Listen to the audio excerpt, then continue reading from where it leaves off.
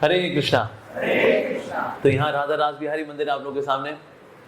ऐसे हमारा जुहू में जो राधा रास बिहारी मंदिर जब बन रहा था तो किसी व्यक्ति ने बोला श्री प्रभुपाद जी को, प्रभुपाद जी हमने देखा आपके इस्कॉन के मंदिर जो है ना वास्तु शास्त्र के हिसाब से आप लोग नहीं बनाते हो। प्रभुपाद जी ने कहा वास्तु शास्त्र का मतलब क्या होता है? वास्तु शास्त्र का मतलब होता है कि पॉजिटिव एनर्जी मंदिर में आए, नेगेटिव एनर्जी बाहर जाए, ये होता है ना वास्तु शास्त्र। प्रभुपाद जी ने बोला हमारे मंदिर का सिंपल वास्तु शास्त्र है और वो है इतो नरसिम्हा परतो नरसिम्हा, यतो यतो यामी ततो नरसिम्हा।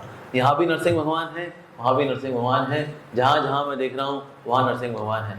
तो जब सब जगह नरसिंह भगवान है तो नेगेटिव एनर्जी कैसे घुसेगी अंदर और पॉजिटिव एनर्जी बाहर कैसे जाएगी? तो हमारा सिंपल वास्तु शास्त्र है। उसे लेकिन फिर भी स्वामी जी आपके राधा रास बिहारी ये साउथ फेसिंग है। देखिए मंदिर ऐसे नहीं बनना चाहिए कि साउथ फेसिंग, ईस्ट फेसिंग होना चाहिए। कि साउथ फेसिंग क्या होता है? प्रभुपाद जी ने बोला वो राधा रास बिहारी है। राधा रास बिहारी रासलीला में डांस कर रहे हैं और जब कोई व्यक्ति डांस करता है तो कभी नॉर्थ को देखता है, कभी वेस्ट को देखता है, कभी ईस्ट को देखता है तो कभी साउथ को देखता है। तुम्हारे राधा रास बिहारी जब डांस कर रहे थे, करते करते जब वो साउथ की ओर देख रहे थे हमने मंदिर बना दिया। तो इसलिए भगवान के ऊपर, तो इसलिए आपका भी मंदिर जो है बहुत दिव्य है, राधा रास बिहारी जी यहाँ पर हैं। तो बड़ा सौभाग्य और महाराज के नेतृत्व में इतना सुंदर प्रचार चल रहा है यहाँ पर, तो आप सबको हार्दिक शुभकामनाएं। आज हम श्रीमद् भागवतम से पाठ कर रहे हैं। स्कंद 3 है, अध्याय 13 है। अध्याय का शीर्षक है भगवान वराह का प्राकट्य और श्लोक संख्या 25 का आज हम चर्चा करेंगे। ओम नमो भगवते वासुदेवाय।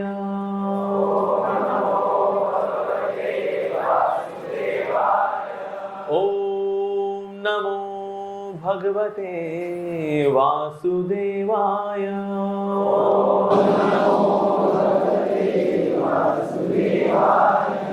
ओम नमो भगवते वासुदेवाय।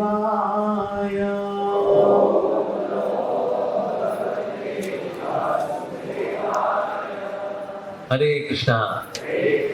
ये श्लोक इस प्रकार से है, फिर भी बोलिए। निशम्या ते धगरितम स्वखेदा क्षैष्णु मायामय सुकरस्य जनः तपः सत्या निवासिनः ते त्रिभिः पवित्रै मुनयः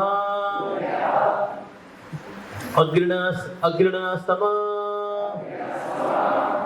निशम्यते घगरितं स्वखेदा क्षैष्णु मायामय सूकरस्य जनस्तपा सत्या निवासिनस्ते त्रिभिः पवित्रै मुनियो गृह्णन् स्म। निशम्यते घगरितं स्वखेदा क्षैष्णु मायामय सूकरस्य जनस्तपा सत्या निवासिनस्ते त्रिभिः पवित्रैर् मुनियोन् गृह्णन् स्म। निशम्यते घगरितं स्वखेदा क्षैष्णु मायामय सूकरस्य जनस्तपा सत्या निवासिनस्ते त्रिभिः पवित्रैर्मुनियो गृह्णन् स्म।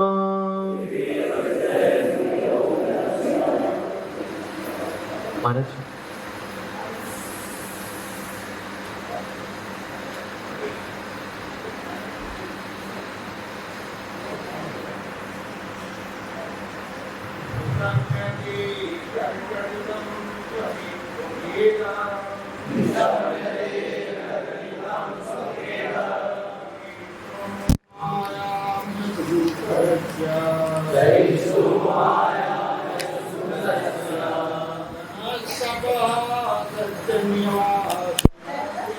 जनस्तपा सत्या निवासिनस्ते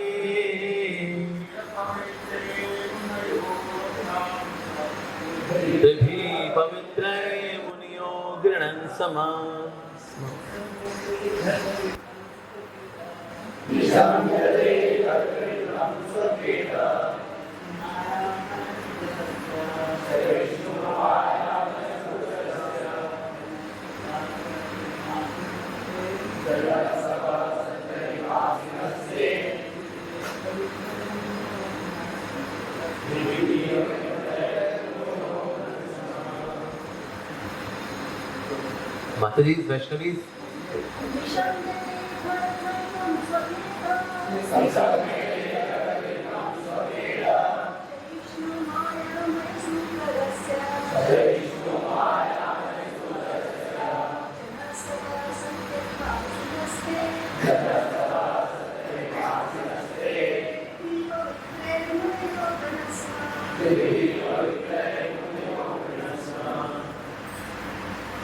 शब्दार्थ अनुवाद तात्पर्य श्री प्रभुपाद जी द्वारा श्री प्रभुपाद की जय।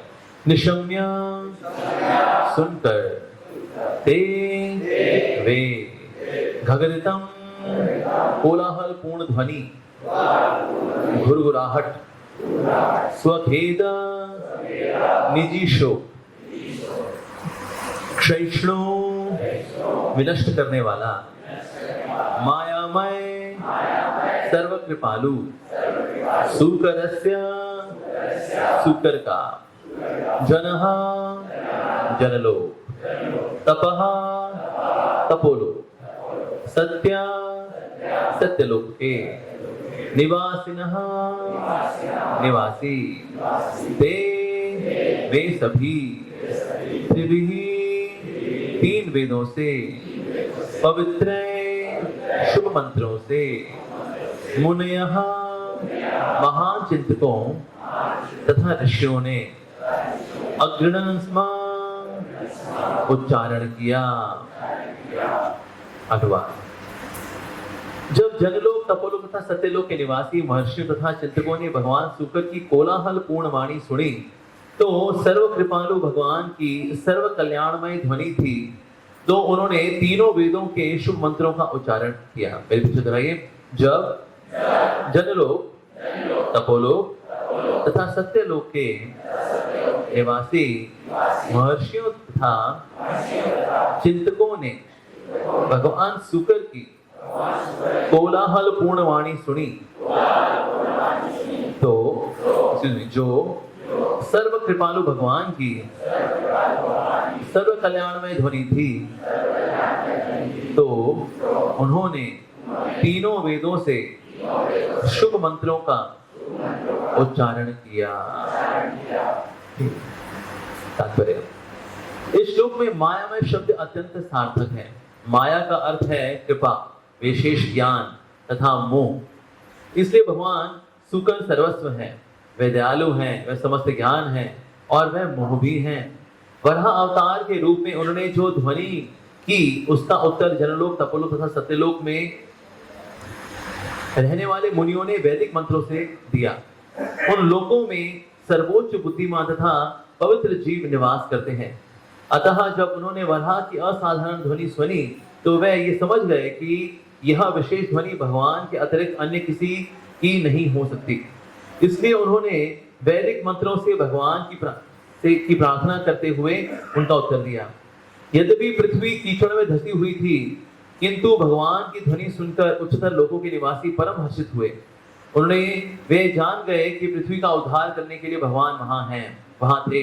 अतएव ब्रह्मा तथा सारे साधुगण तथा भृगु ब्रह्मा के अन्य पुत्र तथा विद्वान ब्राह्मण जीवंत हो उठे और उन्होंने मिलकर के वैदिक मंत्रों की दिव्य ध्वनि से भगवान की प्रशंसा करने में उनका साथ दिया।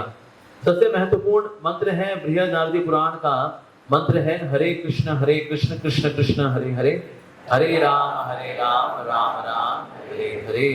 श्री प्रभुपाद की जय। एक बार सबसे पढ़ लेते हैं। जब जनलोक तपोलोक तथा सत्यलोक के निवासी महर्षि तथा चिंतकों ने भगवान शुकर की कोलाहल पूर्ण वाणी सुनी तो सर्व कृपालु भगवान की सर्व कल्याणमय ध्वनि जो थी, तो उन्होंने तीनों वेदों से शुभ मंत्रों का उच्चारण किया। तो यहाँ पर देख रहे हैं कि भगवान एक बहुत ही विशेष रूप में आए हैं, वराह के रूप में आए हैं। और वराह रूप में आए हैं, भगवान इतने सुंदर हैं। शुकर देखिए दुनिया के अंदर सबसे ज्यादा बदसूरत प्राणी होता है, लेकिन भगवान जब सुकर के रूप में आए हैं उसमें भगवान इतने सुंदर लग रहे हैं। सो केशव थीता शुकर रूपा जय जगदीश हरे। तो ये भगवान की सुंदरता है। कभी भी लोग बोलते हैं कि देखिए भगवान तो सिर्फ ऊंचे कुल में आते हैं, या तो ब्राह्मण कुल में आते हैं, क्षत्रिय कुल में आते हैं, नीचे कुल में तो कभी नहीं आए ना। कभी शूद्र कुल में आए क्या? कहाँ है आपके भगवान? हैं कुछ नीच करते हैं आपके भगवान जी? अच्छा तो ये वरादेव कहाँ से आते हैं? वरादेव ऐसे कहाँ से आते हैं? ब्रह्मा जी का ही नासिका। अब ब्रह्मा जी की नासिका क्या है? शूद्र है, ब्राह्मण है, क्षत्रिय है, क्या है? तो इसलिए भगवान के ऊपर ये सब नहीं आता कि भगवान ब्राह्मण है, क्षत्रिय है, वैश्य है, शूद्र है। जब भगवान श्री कृष्ण ने रुक्मिणी को बोला कि हे रुक्मिणी, तुमने उससे विवाह कर लिया, तुमने विवाह करके ना देखो तुमने जल्दीबाजी कर दी, बड़े अच्छे से राजा हैं, इनसे तुम विवाह करती, जरासंध है, शिशुपाल है, देखो कितने बढ़िया बढ़िया राजा हैं, तुमने मेरे से विवाह कर लिया, तुम तो इतनी अच्छे घर की हो, तुम तो शतरानी हो, मेरे तो यही नहीं पता कि मैं कौन से कुल का हूँ, मैं वैश्य हूँ क्योंकि मैं तो नंद महाराज किया हुआ, या फिर मैं क्षत्रिय हूँ क्योंकि मैं वसुदेव जी का ही पुत्र हूँ। तो मैं क्षत्रिय हूँ, वैश्य हूँ, मेरा तो यही नहीं पता। तो ऐसे व्यक्ति का जिसका यही नहीं पता कि वो क्या है, तुमने ऐसे व्यक्ति शादी कर ली तुमने। तो इस तरह से भगवान और भी बहुत कुछ बोला और ये सुनकर के रुक्मिणी जी बेहोश हो गई। तो फाइनली भगवान कृष्ण बोला, अरे मैं मजाक कर रहा था, सॉरी मजाक, जोकिंग। तो रुक्मिणी जी उठ गई। रुक्मिणी जी ने कहा लेकिन आपने जो कुछ बोला बिल्कुल सच बोला। तो हर एक चीज जो भगवान ने अपनी निंदा की थी जिसमें भगवान, तो रुक्मिणी जी ने उसको गुणगान में परिवर्तित कर दिया।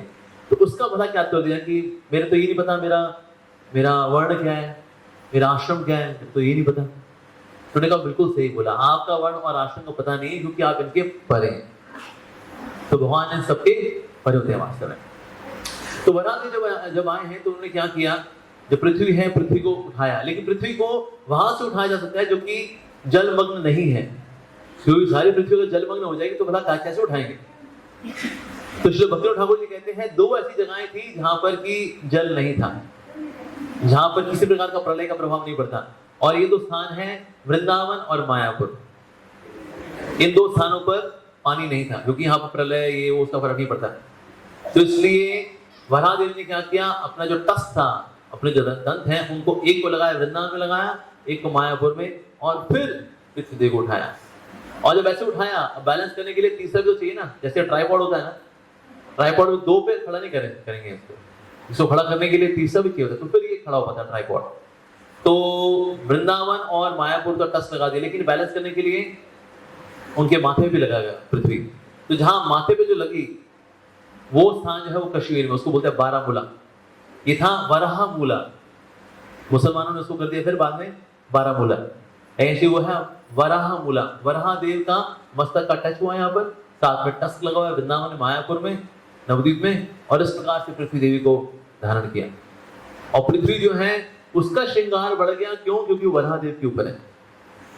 भगवान का एक क्वालिटी ये भी है, वो है भूषण भूषणांगम। वास्तव में आभूषणों का आभूषण ये है। यूजुअली लोग भूषण आभूषण पहनते हैं ताकि हम सुंदर दिखें, लेकिन आभूषण भगवान श्री कृष्ण सुंदर रखते हैं क्योंकि वो कृष्ण के ऊपर है, इसीलिए। तो ये इससे उनकी सुंदरता बढ़ती है वास्तव में। इस समय गोपी ने बोला यशोदा मैया को, अरे यशोदा तेरा कृष्णा माखन चोरी करता है, ये तो अंधेरे में आकर के भी माखन को देख लेता है, इसके गहनों से इतना प्रकाश निकलता है ना, गहने मत पहनाया कर इसको। तो यशोदा मैया ने कहा ठीक है फिर गहने नहीं पहनाऊंगी मैं। दूसरी गोपी बोली नहीं को फायदा नहीं है, इसके शरीर से इतना प्रकाश निकलता है, गहने पहने हो ना पहने हो उससे इतना प्रकाश निकलता है, अंधेरे में माखन को देख लेता है। क्योंकि जहां तेरा कृष्ण है ना वहां अंधकार हो ही नहीं सकता, जहां कृष्ण है वहां अंधकार हो ही नहीं सकता। यस, इसका मतलब जहां कृष्ण है, अगर किसी वाकई में अगर कृष्ण के प्रति रति किसी, ऐसा व्यक्ति दुखी हो ही नहीं सकता। तो जो दुखी हो जाता है अभी वो भक्त बना नहीं है, और जो भक्त बन चुका होता है वो कभी दुखी होता नहीं है। दुनिया की कोई शक्ति भक्त को दुखी नहीं कर सकती, कोई शक्ति नहीं कर सकती उसे दुखी। तो प्रभुपाद जी बोला करते थे pure devotee means jolly devotee. Prahlad Maharaj तो कोट करेंगे, देखो उनके पिताजी ने क्या किया उनके साथ, कहीं फिर भी उन पे कोई फर्क नहीं। पिताजी ने उनसे पूछा तेरे को मैंने पहाड़ों से फेंका, तू क्यों नहीं मरा? तो प्रहलाद महाराज ने कैसे मरूंगा, पृथ्वी जो है ये पृथ्वी तो पत्नी है भगवान की, महाराज की पत्नी है, तो इसलिए ये तो पत्नी है। अगर वो मेरे पिताजी हैं तो मेरी माता जी है, मेरी माँ की गोद में मुझे फेंकूंगा मरूंगा क्या? नहीं। अच्छा तो मैं जहर भी खिलाया, तो जहर से क्यों नहीं मारा? मैं जहर से कैसे मरूंगा? जहर कहां से निकला था? हलाल विष कहां से निकला? समुद्र मंथन से निकला था, वहां से लक्ष्मी भी निकली थी। तो पापा का नाम अगर समुद्र है, बेटी का नाम अगर लक्ष्मी है, और बेटे का नाम अगर हलाल विष है, तो ये तो भाई बहन हो गए। तो ये मेरी माँ है, तो इतने मामा जी हो गए। तो मामा जी भांजे को क्यों मारेंगे? इसे नहीं मरा। अच्छा मैं तुझे आग में भी फेंका, फिर क्यों नहीं मरा तू? आग में कैसे मरूंगा? आग कहां से निकलती है? वो तो भगवान विष्णु के मुख से निकलती है, सुहा सुहा करते हैं ना, वहां से आग निकलती है। मेरे को मेरे पिताजी के मुंह फेंकोगे, क्यों मरूंगा? नहीं मरा इसलिए। तो प्रभुपाद जी इस इंसिडेंट को कोट करके बोल रहे हैं, प्रहलाद महाराज इज जॉली डिवोटी। उनके साथ इतना कुछ भी हो गया, लेकिन फिर भी वो दुखी नहीं हुए। तो जहां कृष्ण है वहां से वहां कहीं भी किसी प्रकार का दुख कष्ट नहीं हो सकता। और वराहदेव का रूप और जिससे प्रकट किया भगवान कृष्ण, तो आते हैं वराह रूप में, नो डाउट। लेकिन श्री चैतन्य महाप्रभु ने भी मुरारी रूप के आगे इस रूप को प्रकट किया, भरत वराह के रूप में। और ये देखकर उन्होंने संस्तुति करनी शुरू कर दी।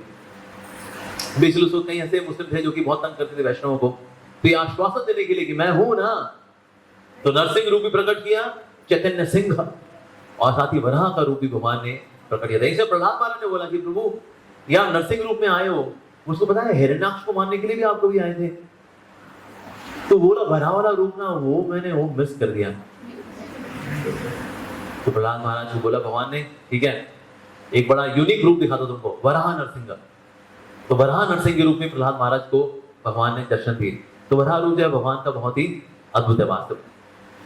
अब यहाँ पर चर्चा आ रही है कि ना जो माया शब्द का अर्थ है वो क्या बताया गया यहाँ पर? कृपा, विशेष ज्ञान तथा मोह, ये भी इसका मतलब है। क्योंकि माया का मतलब क्या मानते हैं? जो भ्रमित करने वाली शक्ति है वही तो माया होती है। और इसको देख करके मायावादी बड़े खुश होते हैं, देखो देखो वो निराकार ब्रह्म ही है जो कि मायामय सुकरस्य। और मायावादी अद्वैतवादी बड़े खुश हो जाते हैं, देखो देखो देखो भाई अल्टीमेटली वो निराकारी है, धन निरंकारी, तू ही निराकार। ये रूप में जाती और क्या है? ये है मायामय सुकरस्य, खुश हो जाते हो। लेकिन वास्तव में माया का शब्द का जो मतलब यहाँ पर वो है कृपा।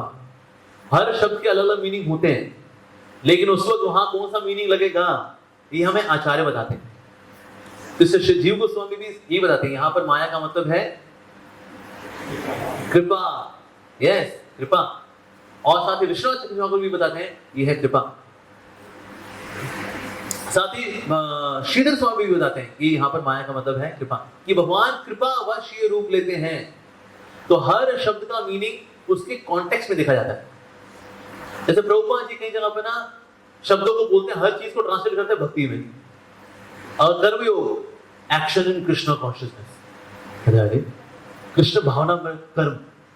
ये देखो यार स्वामी देखो, जहाँ कर्म योग है वहां कर्मयोग ट्रांसलेट करो ना, जहाँ ज्ञान योग है वहां ज्ञान योग ट्रांसलेट करो, जहाँ ध्यान योग है वहां ध्यान योग ट्रांसलेट करना चाहिए। प्रभुपाद जी हर जगह पर सो ध्यान योग means meditation on the supreme lord, ध्यान योग। अच्छा ज्ञान योग acquiring knowledge about absolute truth. So हर चीज को ना भक्ति में ही लिखे आते हैं। डिवोशनल नॉलेज, कर्मयोग, डिवोशनल नॉलेज। एक बार व्यक्ति बोला, स्वामी जी आप बोल रहे हैं Bhagavad Gita as it is, Bhagavad Gita as it is, आपकी भगवद गीता यथारूप, भगवद गीता यथारूप। ये यथारूप नहीं है, ये यथारूप नहीं है। जिन श्लोकों में कृष्ण नहीं है वहां भी आपने कृष्ण को डाल दिया। ये क्या होता है? ये कौन सा ट्रांसलेशन है? प्रभुपाद जी ने बोला लेकिन तुम्हारी भगवद गीता में तो जिन श्लोकों में कृष्ण थे तुमने वहां से हटा दिया, तो मुझको बैलेंस करना पड़ा। और दूसरा कारण यह है कि हर चीज को समझाया जाता है कॉन्टेक्स्ट में। जैसे शब्द है स्टेशनरी, बताइए स्टेशनरी का मतलब क्या होता है जी? बताइए स्टेशनरी का मतलब क्या होता है? स्टेशनरी यानी कोई चीज रुकी हुई होती है उसको बोलते हैं स्टेशनरी। नहीं, स्टेशनरी मतलब पेन, पेंसिल, रबड़, ये स्टेशनरी आइटम नहीं होती। यार तो चीजों को कॉन्टेक्चुअली समझाया जाता है। अच्छा प्रिंसिपल शब्द का मतलब होता है प्रिंसिपल,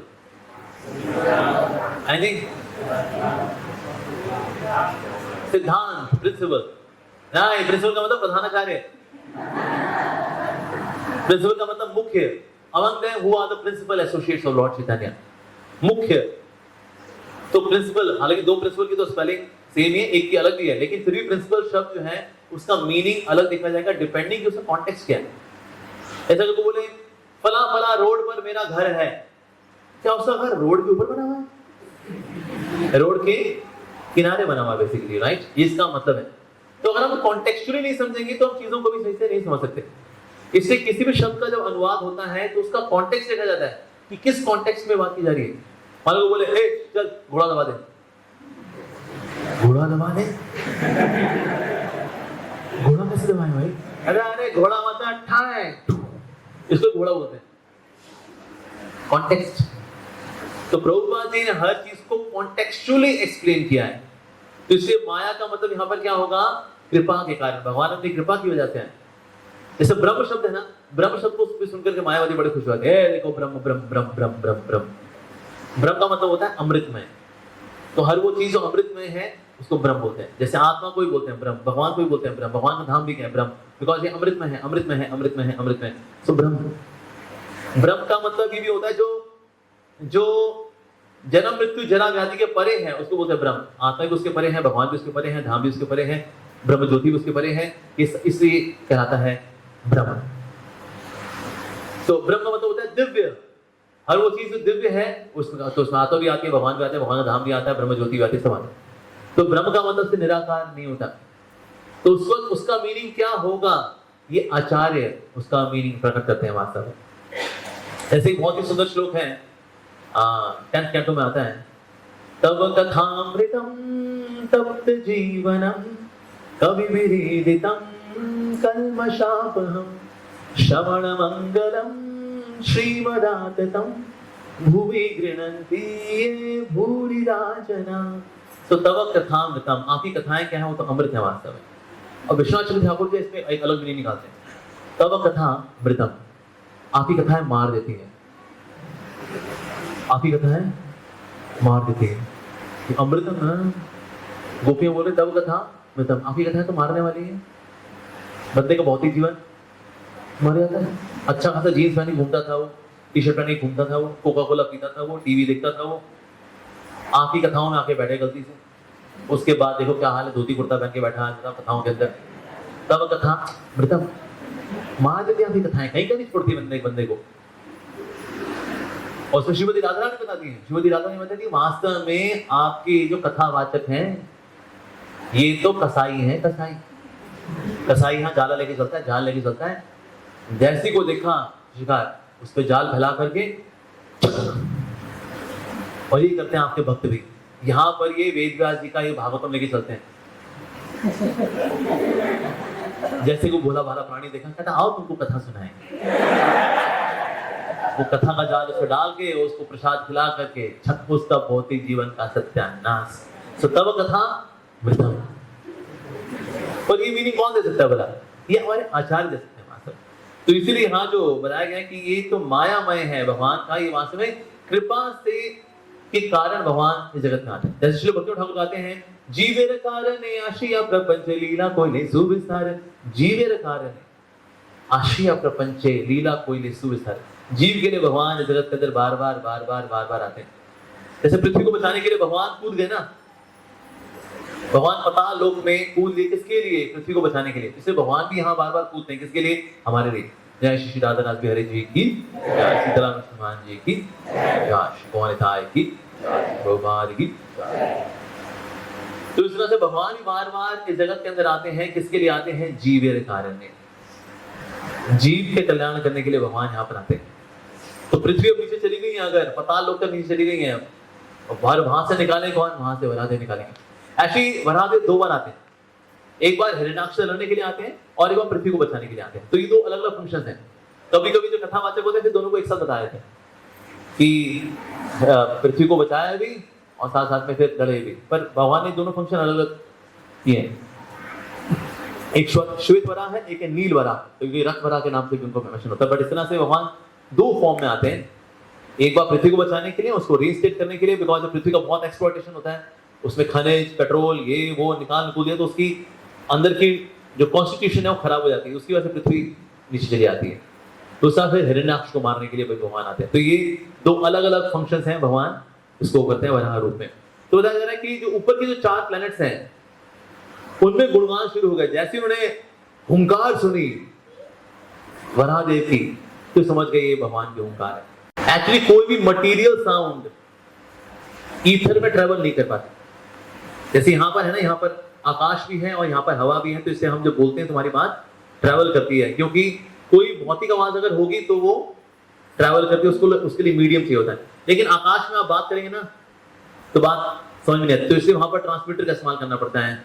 अगर एस्ट्रोनॉट्स आते हैं ना, बात कर रहे हैं, hello hello can you hear me, yes yes yes I can hear you, I can hear you, वहां पर अलग मीडियम लगाना पड़ता है ताकि बातचीत हो सके।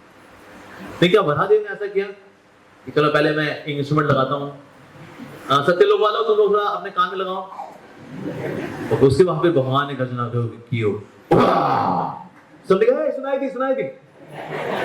सुनाई दी आई, तेरे को भी आई ना, अरे हाँ मेरे को आई, तेरे को आई, पता नहीं मेरा खराब चल रहा है, मेरे को आई नहीं। ऐसा हुआ नहीं हुआ, सबको आवाज आई, क्योंकि कोई भी भौतिक आवाज जो है वो ट्रेवल नहीं कर सकती आकाश के अंदर, भौतिक आवाज। और जो आवाज ट्रेवल भी करती है वो अपने स्पेस डायमेंशन में करती है। जैसे अभी हम लोग स्पेस डायमेंशन में है तो हमारी आवाज यहाँ पे ट्रेवल कर रही है, पर इसके अलावा 64 डायमेंशन है। महाभारत के अनुसार कितने डायमेंशन है? 64। हम लोग इसमें कर पाते हैं ये लेंथ, ब्रेथ, हाइट, ये 3 डायमेंशन, एक टाइम डायमेंशन, ऐसी 4 डायमेंशन है, इनमें हम बातचीत कर पाते हैं। पर इसके अलावा अलग डायमेंशन भी होती हैं। जैसे हमारे से जो ऊपर की जो डायमेंशन है उसमें भूत प्रेत रहते हैं, इसलिए वो लोग यहाँ पर आ पाते हैं, हम उनके लोग को नहीं जा पाते। हमें से कोई नहीं जा पाता, कोई मैं वहां होके आया है, हम लोग नहीं जा पाते। लेकिन वो लोग क्योंकि इसके ऊपर ही डायमेंशन में रहते हैं, जो भौतिक डायमेंशन ही है, इससे वो लोग कभी कभी यहाँ पर आया था, किसी को अपने दर्शन देते हैं, मैं ब्रह्म राक्षस हूं। So they can come from that dimension, उस डायमेंशन से ये इस डायमेंशन में आ सकते हैं, लेकिन हम ऊंची डायमेंशन में नहीं जा पाते और ना हमारी आवाज जा पाती। इसलिए देखिए कई लोग, ये लोग एस्ट्रोनॉट्स आते हैं मंगल ग्रह पे, कहते हैं मंगल ग्रह पे गए तो थे यार, हमें तो ना बंदा नजर आया ना बंदे की जात नजर आई वहां पर, और शास्त्र पढ़ो तो आता है चंद्रलोक में ऐसा ऐसा है, चंद्रलोक में ऐसा है यार, चंद्रलोक में हमारा गया है, वहां पर हमारा यान हो गया है, फोटो खींच के भेजिए, वो कोई नहीं है वहां पर। तो क्योंकि हम चांद पर भी जाते हैं तो कौन सी डायमेंशन में जा रहे हैं? पृथ्वी की डायमेंशन से ही उसको देख पा रहे हैं। हम चांद पे चांद वाली डायमेंशन में नहीं है, इसलिए हम चांद पे क्या हो रहा है उसको ना देख पाते हैं, ना हमारी बातचीत वहां पहुंचते, कुछ नहीं हो सकता।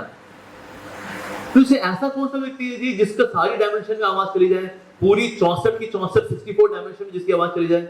ये सिर्फ भगवान ही हो सकते हैं। तो इसलिए भगवान वराहदेव हैं, और वराहदेव ने जो छलांग मारी तो गर्दोत सागर पूरा अच्छे से उछला भी। जब वराहदेव आते हैं हिरण्याक्ष से लड़ने के लिए, या फिर जब पाताल से जब उठाते हैं पृथ्वी को ये सब करने के लिए, तो अब जब उनकी आवाज हो रही, इवन उनकी छपाक की आवाज, ये छपाक की आवाज भी सारे भुवनों में जाती है, दिव्य आवाज। तो कोई भी दिव्य ध्वनि होगी वो 14 प्लैनेट्स पे ट्रेवल कर सकती है। जैसे भगवान श्री रामचंद्र ने जब शिव जी का धनुष तोड़ा था तो 1 माइक्रो सेकंड में तोड़ दिया था। हमने टीवी में देखा ना, वो देख रहे हैं, फिर उसको उठा रहे हैं,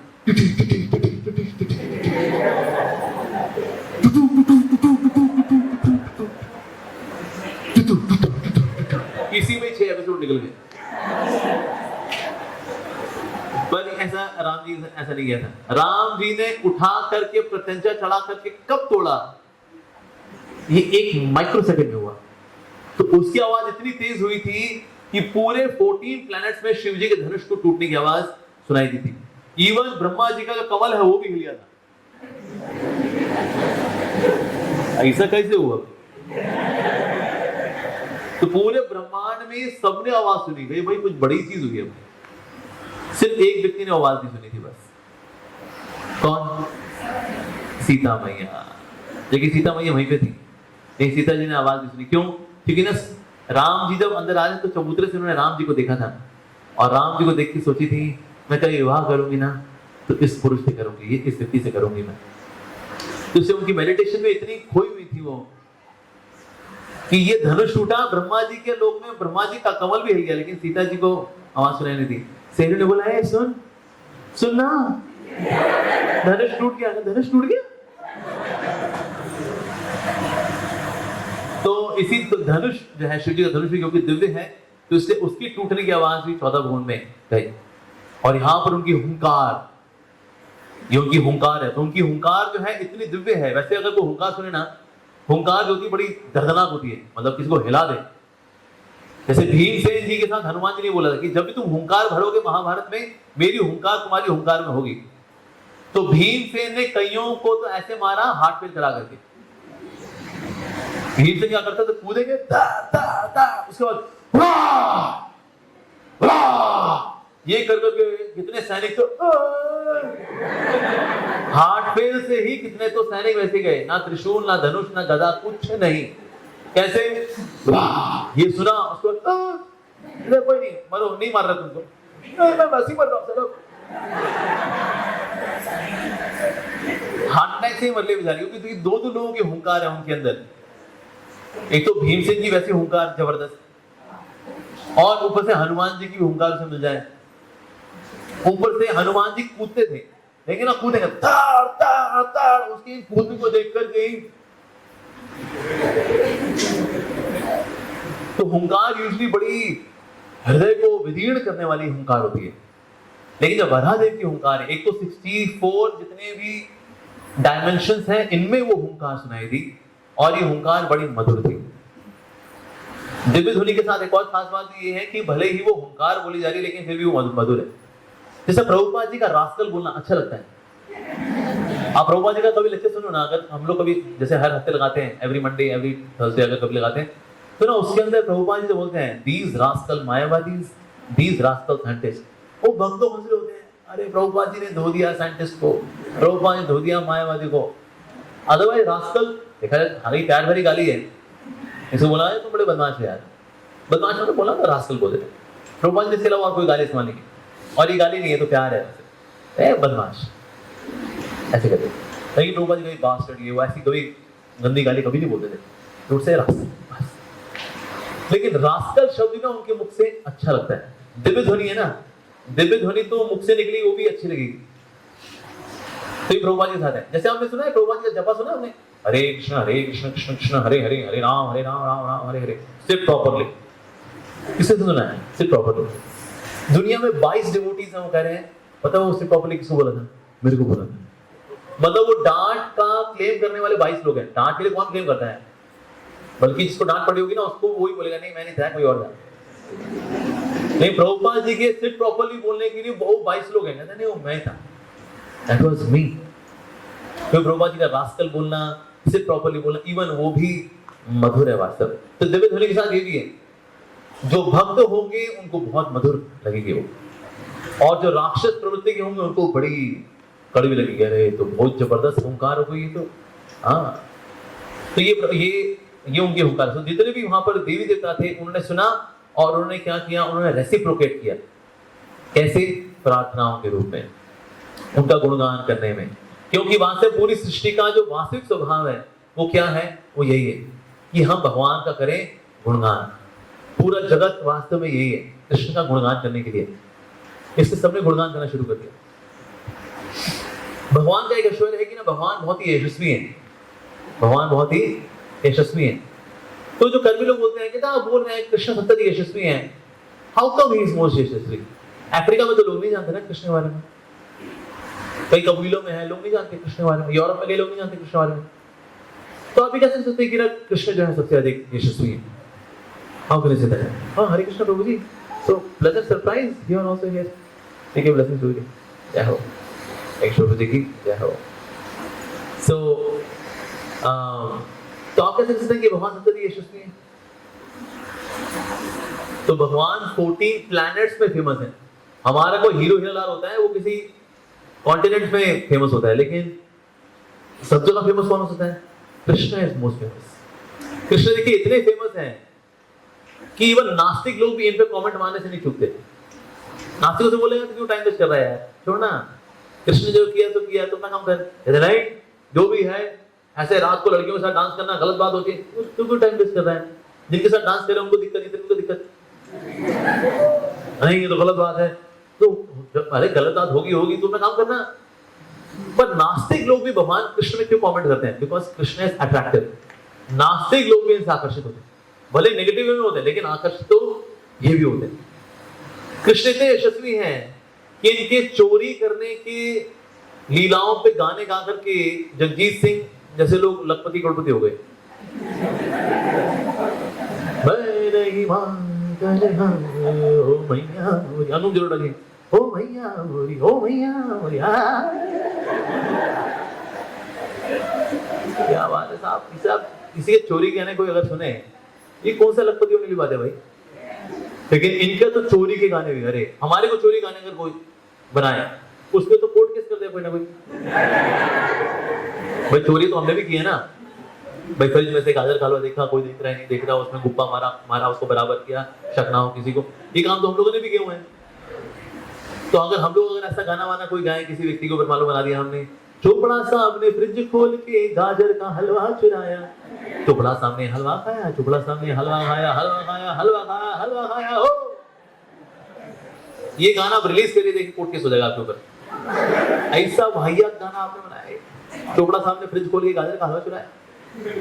लेकिन भगवान श्री कृष्ण गोपियों के यहाँ पर माखन चुराया, ये गा करके जगदीश सिंह जी, अनुप जलोटा जी हो गए लखपति हो गए। वाह क्या बात है, ये कृष्ण का यश गुण गाने की, इनकी चोरी की गाने गा करके लोग लखपति हो जाते हैं, बाकी की तो फिर बात ही क्या। अगर ये रण छोड़ करके भागते थे, इसमें इनका मंदिर बन जाता है। डाकोर में जाएगी, वहां पर इनका मंदिर है, मंदिर वहां कौन है, राजा रण छोड़ रहा है। ऐसा नहीं, ये रण छोड़ मतलब क्या होता है, रण छोड़ मतलब जो रण को छोड़ करके भागा है, मतलब कायरता का काम किया ना इन्होंने, कायरता काम। हालांकि भगवान ने उससे पहले 17 बार पिटाई की है जरासंध की, उसके बाद भगवान ने चलो दाऊद जी स्ट्रेटजी चेंज, भागते हैं। ब्राह्मण को भी लेके आया हुआ था भाई साहब, इसलिए 17 बार इससे पिटाई की थी कि हम क्यों मेहनत करें, इसको अकेला छोड़ दें, बाकी सबको पीट करके मार करके इसको छोड़ देंगे। फिर जरासंध बोला मैं फिर से आऊंगा, जाओ बेटा हम इसी का इंतजार करेंगे, हम क्यों जाए अलग जगह, ये लेके आएगा। फिर बाकी फिर पिटाई करेंगे, इसको अकेला छोड़ देंगे, ऐसा। फिर भगवान ने कहा चलो दाऊद जी स्ट्रेटजी चेंज, तो रण छोड़ करके जो भाग गए उनका नाम है रण छोड़। तो जो रण को छोड़ के भागे रण छोड़, ऐसे इस लीला पे इनका मंदिर बन जाता है। ये भगवान का यश है। और देखिए ना सिर्फ भगवान का यश है, बल्कि भगवान के भक्तों का भी यश है। आप देखो किसी भी देवी देवता के भक्त को कोई नहीं छेड़ता, लेकिन कृष्ण के भक्त को सब छेड़ते हैं। जी आप कृष्ण जी के भगत हो, हाँ आपकी भी गोपियां होंगी। हाँ देखो शिव जी के भक्तों को नहीं छेड़ता, शेरोली माता के भक्तों को नहीं छेड़ता, किसी देवी देवता के भक्त को कोई नहीं छेड़ता, लेकिन कृष्ण के भक्त को सब छेड़ते हैं। क्योंकि ना सिर्फ कृष्ण आकर्षक हैं, साथ साथ में उनके भक्त भी आकर्षक हैं।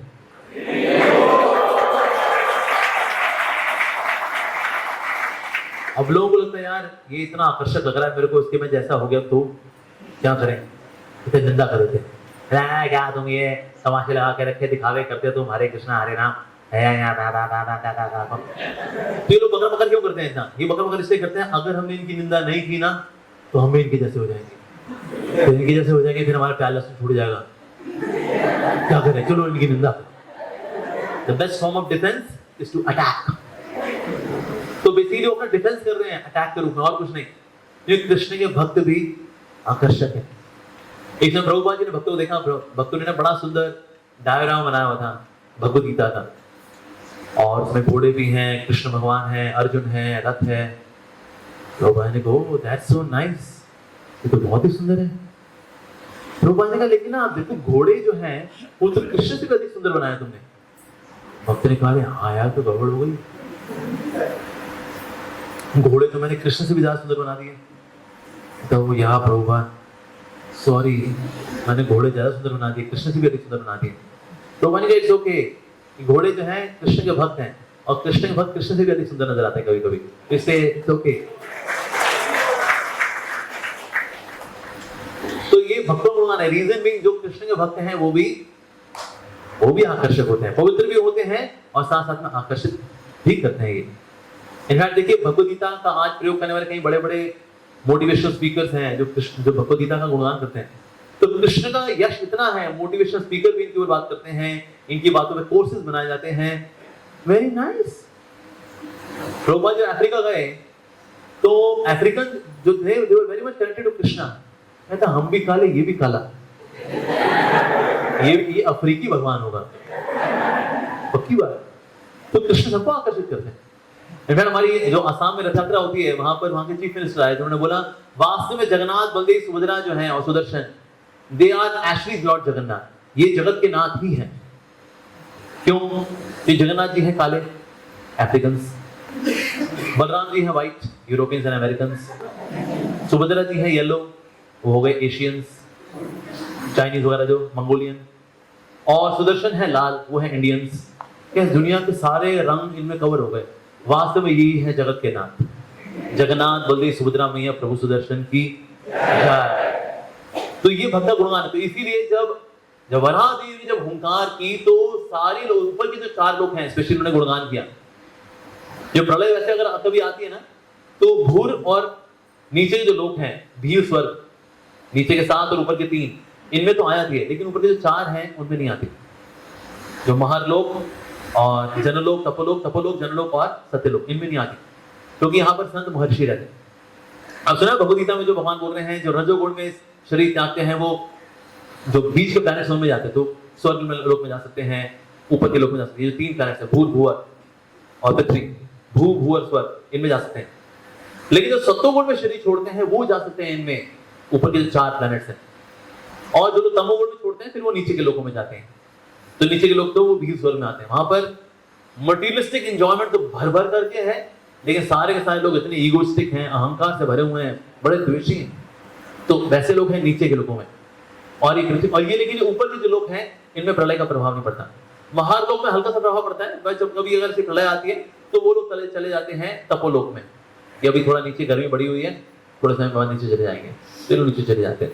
पर ये सब के सब वहां क्या करते हैं? गुणगान करते हैं।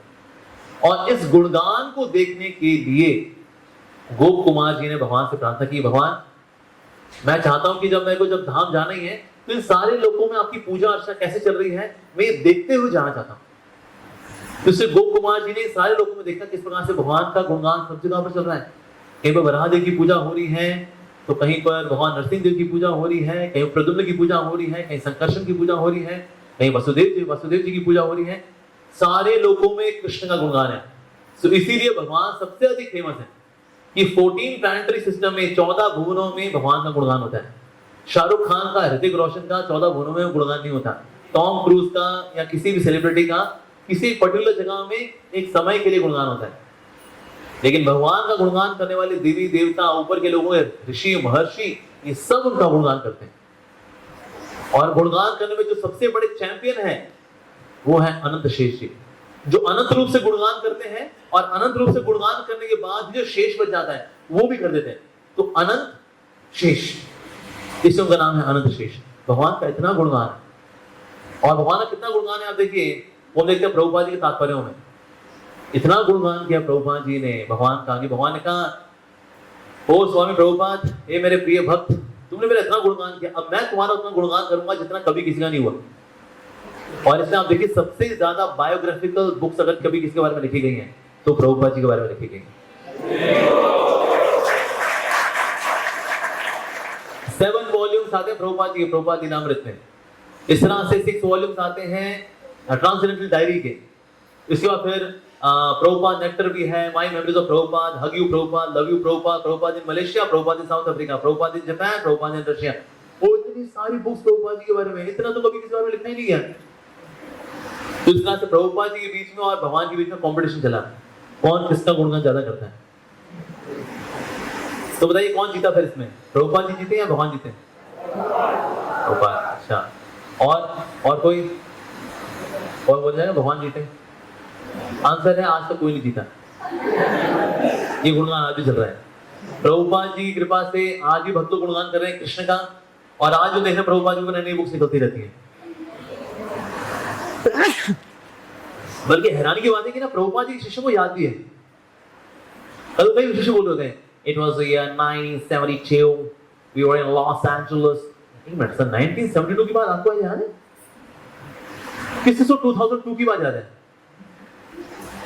2002 की बात, 2012 की बात?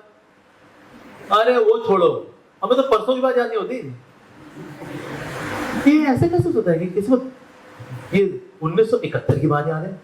ये कृष्ण की इच्छा है। वास्तव में कृष्ण चाहते हैं मेरा भक्त का गुणगान, क्योंकि उनका भक्त जो है उनका गुणगान करते हैं। पूरे जगत का वास्तविक स्वभाव है भगवान का गुणगान करना। जो स्वभाव को अपना लेता है वो उठ जाता है, जो स्वभाव को नहीं उठाता, नहीं समझ पाता, इसमें नहीं रम पाता, गिर जाता है। So ultimate purpose of this creation is to glorify Krishna. तो यहाँ जितने महर्षि इत्यादि हैं, ये सब क्या कर रहे हैं? कृष्ण का गुणगान कर रहे हैं। और ये सब कौन है? महर्षि इत्यादि सब ब्राह्मण है वास्तव में। और ओरिजिनल ब्राह्मण कौन? ब्रह्मदेव, ब्रह्मा जी। तो जैसे ही हिंट मिलेगा, ब्राह्मण का स्वभाव है भगवान का गुणगान करना, ये ब्राह्मण का स्वभाव है। हमको याद है एक समय हम लोग हमारे मंदिर में एक प्रोग्राम चल रहा था, उसमें कुछ ब्राह्मण भी आए होते, तो उसमें हमने कृष्ण गुणगान कर दिया। तो वहां ब्राह्मण आगे बोला, कहते हैं जी आप यहाँ तो मतलब ये कृष्ण कृष्ण ही होता रह गया, हमारे मंत्र तो हो ही नहीं पाए। देखा पंडित जी, ये सारे मंत्रों से उनका गुणगान ही तो करना है। तो ब्राह्मण असल में वही है जो कि भगवान का गुणगान करे। तो ब्रह्म में जाने के इति ब्राह्मण, जो ब्रह्म का प्रशंसा करे, गुणगान करे, दैट इज रियल ब्राह्मण। अच्छा, ऐसा कभी हुआ? बिल्कुल, महाप्रभु की लीलाओं में ऐसा हुआ। जब महाप्रभु थे, महाप्रभु ने एक समय जब when he has come back, अब वो ईश्वरपुरी से मिलकर आ चुके हैं, भक्त बन चुके हैं, तो अब उनका ग्रामर पढ़ाने का मन नहीं करता निमाय पंडित का। तो लोग निमाय पंडित बोलेंगे, आज हम वचन सीखेंगे, एक वचन, द्विवचन, बहुवचन। वचन तो कृष्ण भी देते हैं और वचन तो भक्त भी देते हैं। और भले चांद गर्म हो जाए, सूरज कभी गर्म हो जाए, सूरज कभी ठंडा हो जाए, लेकिन कभी भी भक्त का वचन कृष्ण कभी झुकाने नहीं देते। इस प्रकार से क्लास हो गई। तो ये वचन के ऊपर क्लास खत्म। तो स्टूडेंट बोले, निमाई वचन पे बात तो शुरू हुई थी, लेकिन वचन की बात हुई कहां? कृष्ण का वचन, भक्त का वचन, यही वचन हुआ है। एक वचन, द्विवचन, बहुवचन में तो कुछ बात हुई नहीं। निमाई ने बोला, अच्छा ऐसा क्या? अहो ठीक है, कोई नहीं, कल हम धातु पे चर्चा करेंगे ग्रामर में, और वचन भी कवर करेंगे, धातु भी कवर करेंगे। ठीक है, अगले दिन की क्लास। देखिए, धातु एक बहुत ही विशेष चीज है व्याकरण में, क्योंकि जो भी धातु होगी, धातु का रूप होता है, और हर धातु को जो रूप मिला है वो कृष्ण के रूप में मिला है, क्योंकि कृष्ण का रूप बहुत अच्छा है। और कृष्ण किसी धातु के लिए बने हुए हैं, कृष्ण दिव्य है, कृष्ण सच्चिदानंद है। और इस प्रकार से धातु पे क्लास हो गई। तो स्टूडेंट बोलते हैं, निमाई अब तो कल की क्लास ही पेंडिंग है, आज की क्लास ही पेंडिंग। आपने बोला था वचन पे बोलेंगे, वचन पे तो बात हुई नहीं। धातु बात हुई, धातु में आया, धातु सारी कृष्ण सारी, धातु का रूप होता है, रूप तो कृष्ण का है, कृष्ण को बड़ा सच्चिदानंद है। और ये तो क्लास कुछ हुई नहीं। निमाई ने कहा, मैं ना पढ़ाने के लायक रहा नहीं। आप लोग किसी अच्छे टीचर के पास जाओ, आप उनसे सीखो। I can not teach you any more. तो मेरा बाहर में फ्लेक्स का बोर्ड लगा हुआ है ना, निमाई पंडित व्याकरण पाठशाला, हटा दो उसको, आप तो किसी और के पास चले जाओ। तो स्टूडेंट बोले, निमाई हमने जो अभी तक आपको सिखाया ना, हमारे लिए वही बहुत है। तो ऐसा करते हैं, ग्रामर की किताब बंद करते हैं। अब आपको जो एक्चुअल में सिखाना चाहते हो ना, अब आप वो सीखो। यार देखो, वो सीखने के लिए ना पाठशाला में नहीं बैठना होता, उसके लिए बाहर जाते हैं। चलो बाहर जाते हैं। उसके बाद बाहर चले गए, और सबने भगवान का नाम, हरि का नाम कीर्तन शुरू कर दिया। निमाई बीच में नाच रहे हैं, उनके स्टूडेंट चारों नाच रहे हैं, और चारों नाच रहे हैं, ऐसे नाच रहे हैं। ब्राह्मण जो निकल रहे थे अगल बगल से, अरे वाह, ये तो बड़ा अच्छा चल रहा है, तो यहाँ तो गुणगान चल रहा है कृष्ण का, अरे वाह बड़े कीर्तन चल रहा है, ये भी जुड़ गए।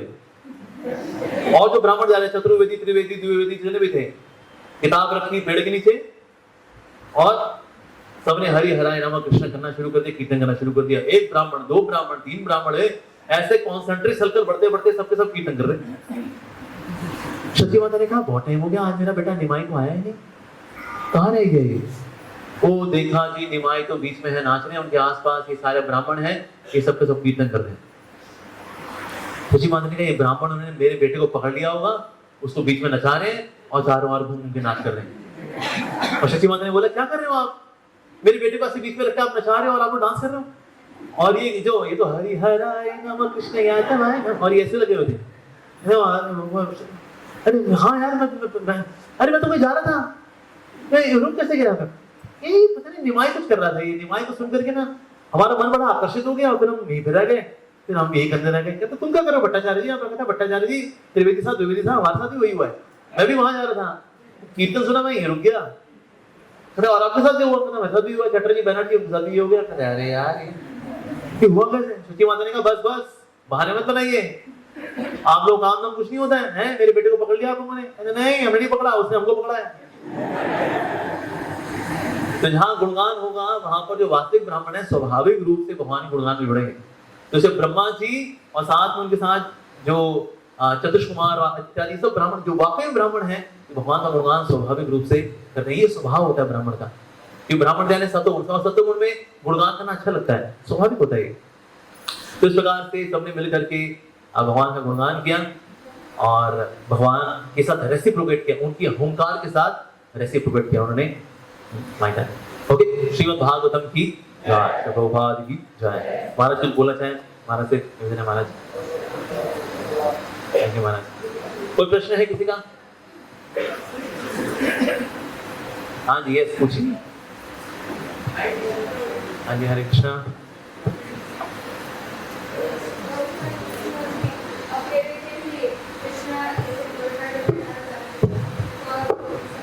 सब जगह कृष्णा ग्लोरीफाइड होते हैं। हाँ जी। तो भक्त का भी कृष्णा ग्लोरिफिकेशन करते हैं। यस। तो माय क्वेश्चन वाज कि क्या वो ऑल द प्लैनेट्स में भी भक्तों का ग्लोरिफिकेशन होता है? बिल्कुल होता है। एक माता जी शेयर कर रही थी, प्रभुपाद जी का डिसअपीयरेंस डे था, वृंदावन की बात है। तो माता जी गुरुकुल में पढ़ाती हैं। उन्होंने बताया इस समय गुरुकुल में बच्चे बैठे थे सारे गुरुकुल के, और माता जी प्रभुपाद जी का गुणगान कर रहे थे। तभी उनके कमरे में, इतना बड़ा कमरा था, इस कमरे में यहाँ पर एक यान उतरा, गोल्डन कलर का यान था वो, उसमें बड़े सुंदर लोग बैठे हुए थे। और माता जी हैरान रहे। माता जी कहा आप लोग कौन है? उन्होंने बोला हम लोग देवी देवता हैं। आप प्रभुपाद जी का गुणगान इतना अच्छा कर रही थी कि हम उनका गुणगान सुनने के लिए आ गए। तो तभी माता जी ने उनके यान में प्रभुपाद जी की तस्वीर को देखा। तो माता जी बोली ये तो हमारे प्रभुपाद जी, तो मेरे गुरु महाराज हैं, तो मेरे गुरु महाराज की तस्वीर आपके यान में क्या कर रही है? उन्होंने बोला ये सिर्फ आपके गुरु नहीं है, वो जगत गुरु है। जगत गुरु मतलब ये नहीं सिर्फ पृथ्वी के गुरु कि भाई पृथ्वी गुरु वो जगत गुरु। जगत गुरु मतलब जगत के गुरु, 14 भुवनों के गुरु। तो हमारे श्री प्रभुपाद जी जो हैं वास्तव में 14 भुवनों के गुरु हैं। तो इससे देवी देवता भी आते हैं, ठीक है, उनका गुणगान सब हो रहा है। और हाँ जी, यस बताइए माता जी। हाँ जी क्या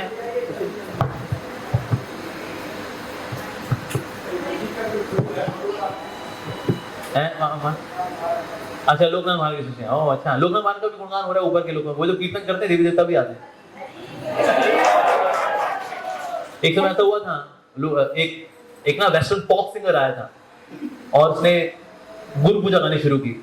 श्री गुरु चरण पद्मा केवला बकति सद्मा टू टू श्री गुरु। और प्रभुपाद जी ने बोला सो हटा, और तो प्रभुपाद ने बोला where is Lokanath Swami, bring Lokanath Swami. और फिर जब जैसे लोकनाथ महाराज आए और लोकनाथ महाराज ने जोन स्टाइल महाराज जब कीर्तन किया श्री गुरु चरण पद्मा, तो प्रभुपाद जी ने बोला दैट्स व्हाट आई कॉल कीर्तन। प्रभु जी। हाँ जी बताइए माता जी। प्रभु जी मेरा क्वेश्चन है कि first impression is last impression and last impression is everlasting. Last depression. Actually होता है कि हम अभी वैष्णव भक्त हैं और हम जो है धोती कुर्ता में रहेंगे, साड़ी में रहेंगे, तिलक लगाएंगे, वही फिर हम बाहर में जाते हैं विदाउट धोती कुर्ता ये सब, तो हम ऐसा होता है कि अपराध होता है कि हम वैष्णव भक्त को पहचान नहीं पाते और उनके प्रति अपराध कर बैठते हैं। तो उस समय हमारे पास क्या होगा कि ऐसा अपराध से हो ना। देखिए माता जी, बाहर वैसे कोई वैष्णव हो चाहे ना हो, लेकिन अब बाहर हम बहुत हम्बल नहीं रह सकते, बिकॉज हम्बलनेस सिर्फ बुद्धिमान लोगों के द्वारा समझी जा सकती है। जो कर्मी लोग हैं ना वो हम्बलनेस को नहीं समझते। हम्बलनेस को वो लोग कमजोरी मानते हैं। छोटी हैं, ब्रह्मचारी हैं और यूथ को उन्होंने लेक्चर दे रहे थे और आके बोले देखिए वैसे तो मेरे में योग्यता ही नहीं है कि मैं कोई लेक्चर दे सकूं। तो कॉलेज का लगा था, उसने बोला आप में योग्यता नहीं है तो उसको बुलाओ ना जिसमें योग्यता है। तो उसको बोला पढ़ाने नहीं थोड़ी योग्यता है। तो विनम्रता जो है बाहर के लोग इतना नहीं समझते, तो इसीलिए हमको बाहर असर्टिव होना पड़ता है, यानी कि अपनी बात को सही से व्यक्त करना। जैसे मान लो अगर कोई व्यक्ति एक कंपनी का मालिक है, ठीक है, उसके अंदर में एम्प्लॉय काम करते हैं, एक दो उसमें 2-4 वैष्णव भी है मान लो, और जो वैष्णव वाला जो भक्त है ना, जो एम्प्लॉय जो है वो ठीक से काम नहीं कर रहा है, उसको फीडबैक देना, उसको समझाना, उसको हल्की सी डांट लगाने में कोई वैष्णव अपराध नहीं होता। जैसे मंदिर में हमको भी करना पड़ता है। मान लो कोई व्यक्ति आलसी है, मंगल आरती नहीं आता है, ठीक है, जब साधना ठीक से नहीं करता है, स्त्रियों से ठीक व्यवहार नहीं करता है, धन को लेकर के थोड़ा सा भोगी है, तो उसको फिर अकेले बुला करके डांट तो उसकी भी लगती है। तो हम कहें ये तो वैष्णव अपराध हो गया। नहीं, वैष्णव अपराध नहीं होता। तो इसीलिए बाहर की दुनिया में स्पेशली आप काम कर रहे हैं और आपकी कोई सहेली ऐसी मालूम और वो थोड़ा गलत भटक रही है, उसको रोकना, तो डांट लगाना, तुझे नहीं डांट लगाएंगे तो वैष्णव अपराध लग जाएगा। नहीं, उसको डूबता देख करके आपने नहीं बचाया, ये वैष्णव अपराध लग जाएगा बल्कि। ठीक है, तो उसको रोकना चाहिए। लेकिन आप देखिए, जब हम किसी को कुछ कड़वा बोलते तो हैं, नहीं, कड़वा बोलने के पीछे जब भाव अच्छा होता है ना, तो वो चीज चुभती नहीं है। जैसे माता पिता में हमको गाली दिए कई बार, गधा है तू, तेरा दिमाग नहीं है, लेकिन वो गधा बोलना कभी चुभता नहीं, क्योंकि उसके पीछे एक चिंता है। तो इस तरह से कभी कभी हमें भी कटु वचन बोलने पड़ जाते हैं, लेकिन उसके पीछे जब भाव अच्छा होता है तो शब्द भी फिर चुभते नहीं है। ऑन दी अदर हैंड, अगर शब्द अच्छे हो लेकिन भाव खराब हो तो शब्द चुभ जाते हैं। ऐसे देखो, अगर मैं बोलूं बड़ी सती सावित्री है ये तो, हाँ, शब्द अच्छे हैं ना, शब्द अच्छे हैं, लेकिन भाव खराब है तो चुप जाएगा। अरे प्रभु जी, आपने सबके सामने जो हमारी बेइज्जती की है, क्यों? सती सावित्री तो बोला था तो शब्द तो महत्वपूर्ण है, शब्दों के विषय भाव उससे भी ज्यादा महत्वपूर्ण है। ठीक है जी, हरे कृष्ण। हरे कृष्ण।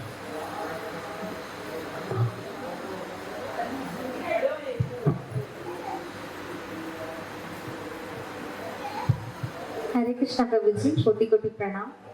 प्रभु जी, जैसे हम भक्ति की प्रैक्टिस करते रहते हैं, मतलब जपा करते हैं, सब अच्छे से करते हैं, सेवा वगैरह सब करते करते बहुत समय हो जाता है, पर एक समय के बाद भक्ति जीवन में ऐसा, मतलब जो प्रैक्टिस कर रहा है उसके लाइफ में ऐसा आता है कि उसको माला भी छूने की इच्छा नहीं होती, लेक्चर्स जो घंटों घंटों हम सुनते थे वो भी सुनने की इच्छा नहीं होती, बुक्स पढ़ने की इच्छा नहीं होती, सबसे हम सलाह भी लेते हैं क्योंकि हमारे मन में ही हमको पता रहता है कि हम गलत कर रहे हैं, पर उसका कोई असर भी नहीं हो पाता है, सुबह भी नहीं उठ पाते हैं, सही से जपा नहीं होता है, तो उस केस में हम कैसे करें? इस परिस्थिति में श्रीपाद रामानुजाचार्य जी एक सलाह देते हैं, और वो सलाह ये देते हैं कि कभी ऐसा हो कि आप भक्ति में बड़े कमजोर फील कर रहे हो, आपका नाम जप करने का भी मन नहीं कर रहा, कुछ करने का मन नहीं कर रहा, आप बस इतना करो, जहां कहीं भी हरि के भक्त हरि कथा कर रहे हो वहां पर चल करके आके बैठ जाओ, बस बस, और कुछ नहीं करना, बस एक काम कर लो, बस इतना कर लो, बाकी वो जो संग है ना आपको उठा देगा। कभी ऐसा होता है, ऐसा मुझे याद है, एक समय मैं जब काम करता था तो समय मेरे ऑफिस में थोड़ा सा कश्मकश चल रही थी किसी चीज को लेकर, और वो चीज मेरे मन में भी चल रही थी, ऐसे कैसे वैसे करेंगे, कैसे करेंगे, उसको कश्मकश चल रही थी। तो मैं मायापुर तो आया, लेकिन मैं थोड़ा सा डिप्रेस्ड मोड में था, और उस वक्त जयप्रदा का महाराज का स्वास्थ्य अच्छा था, 2005-6 की बातें तो महाराज का स्वास्थ्य अच्छा था, तो मैं ऐसे घूमते ही बैठा था, प्रवचन ओवर हो गया, फिर कीर्तन शुरू हो गया, कीर्तन में मैं कोने में खड़ा हो गया, तो मेरा कीर्तन करने मन नहीं करा था, ठीक है ये लोग करें यार, वरना मूड खराब हो रखा है अभी। तभी कहो मेरा हाथ एक बहुत ही गुदगुदे हाथ में पड़ा, और वो गुदगुदा हाथ था श्री जयप्रदा का स्वामी महाराज जी का। और महाराज भाई और देख के बोला गौरंगा, वो मेरा तमस 1 सेकंड में निकल गया, उस समय मैं भी गौरंगा गौरंगा कर करके पसीने तरबतर हो गया। मैंने कहा भाई, कभी भी अगर आप नेगेटिव हो रहे हो, थोड़ा डाउन हो रखे हो, हरि भक्तों के संग में जाकर बस एक बार बैठ जाओ, वो आपकी नैया को फिर आगे ले जाएंगे, आपका पूरा फ्यूल भर करके उसको पूरा रॉकेट लॉन्चर पूरा आपको लॉन्च कर देंगे। तो इसीलिए हरि भक्तों का संग इसीलिए हमें करते रहना चाहिए। देखिए बादल क्या है, बादल कभी कभी सूर्य को ढक भी लेते हैं, तो सूर्य की रोशनी थोड़ी कम हो जाती है, कभी हट भी जाते हैं। उस तरह से हमारा भक्ति का मूड भी ऐसा ही है, कभी भक्ति करने का बड़ा उत्साह, तो कभी बिल्कुल निरुत्साह। इसको बोलते हैं घन तरला, कभी भक्ति घनी घनी, कभी तरल तरल, फिर कभी घनी घनी, तो फिर तरल तरल। तो क्या करें फिर ऐसे में सबसे इंपॉर्टेंट है भक्तों का संग। कभी कमजोरी लग रही हो, अदरवाइज कमजोरी में इतना फायदा बस लूंगी जाकर के बैठूंगी वहां पर, वो फिर आपको उठा करके आपका पूरा मूड सेट कर देंगे डिवोटीज। ठीक है, फिर आप हरे कृष्णा भी करोगे, पढ़ोगे भी, सब हरे कृष्ण।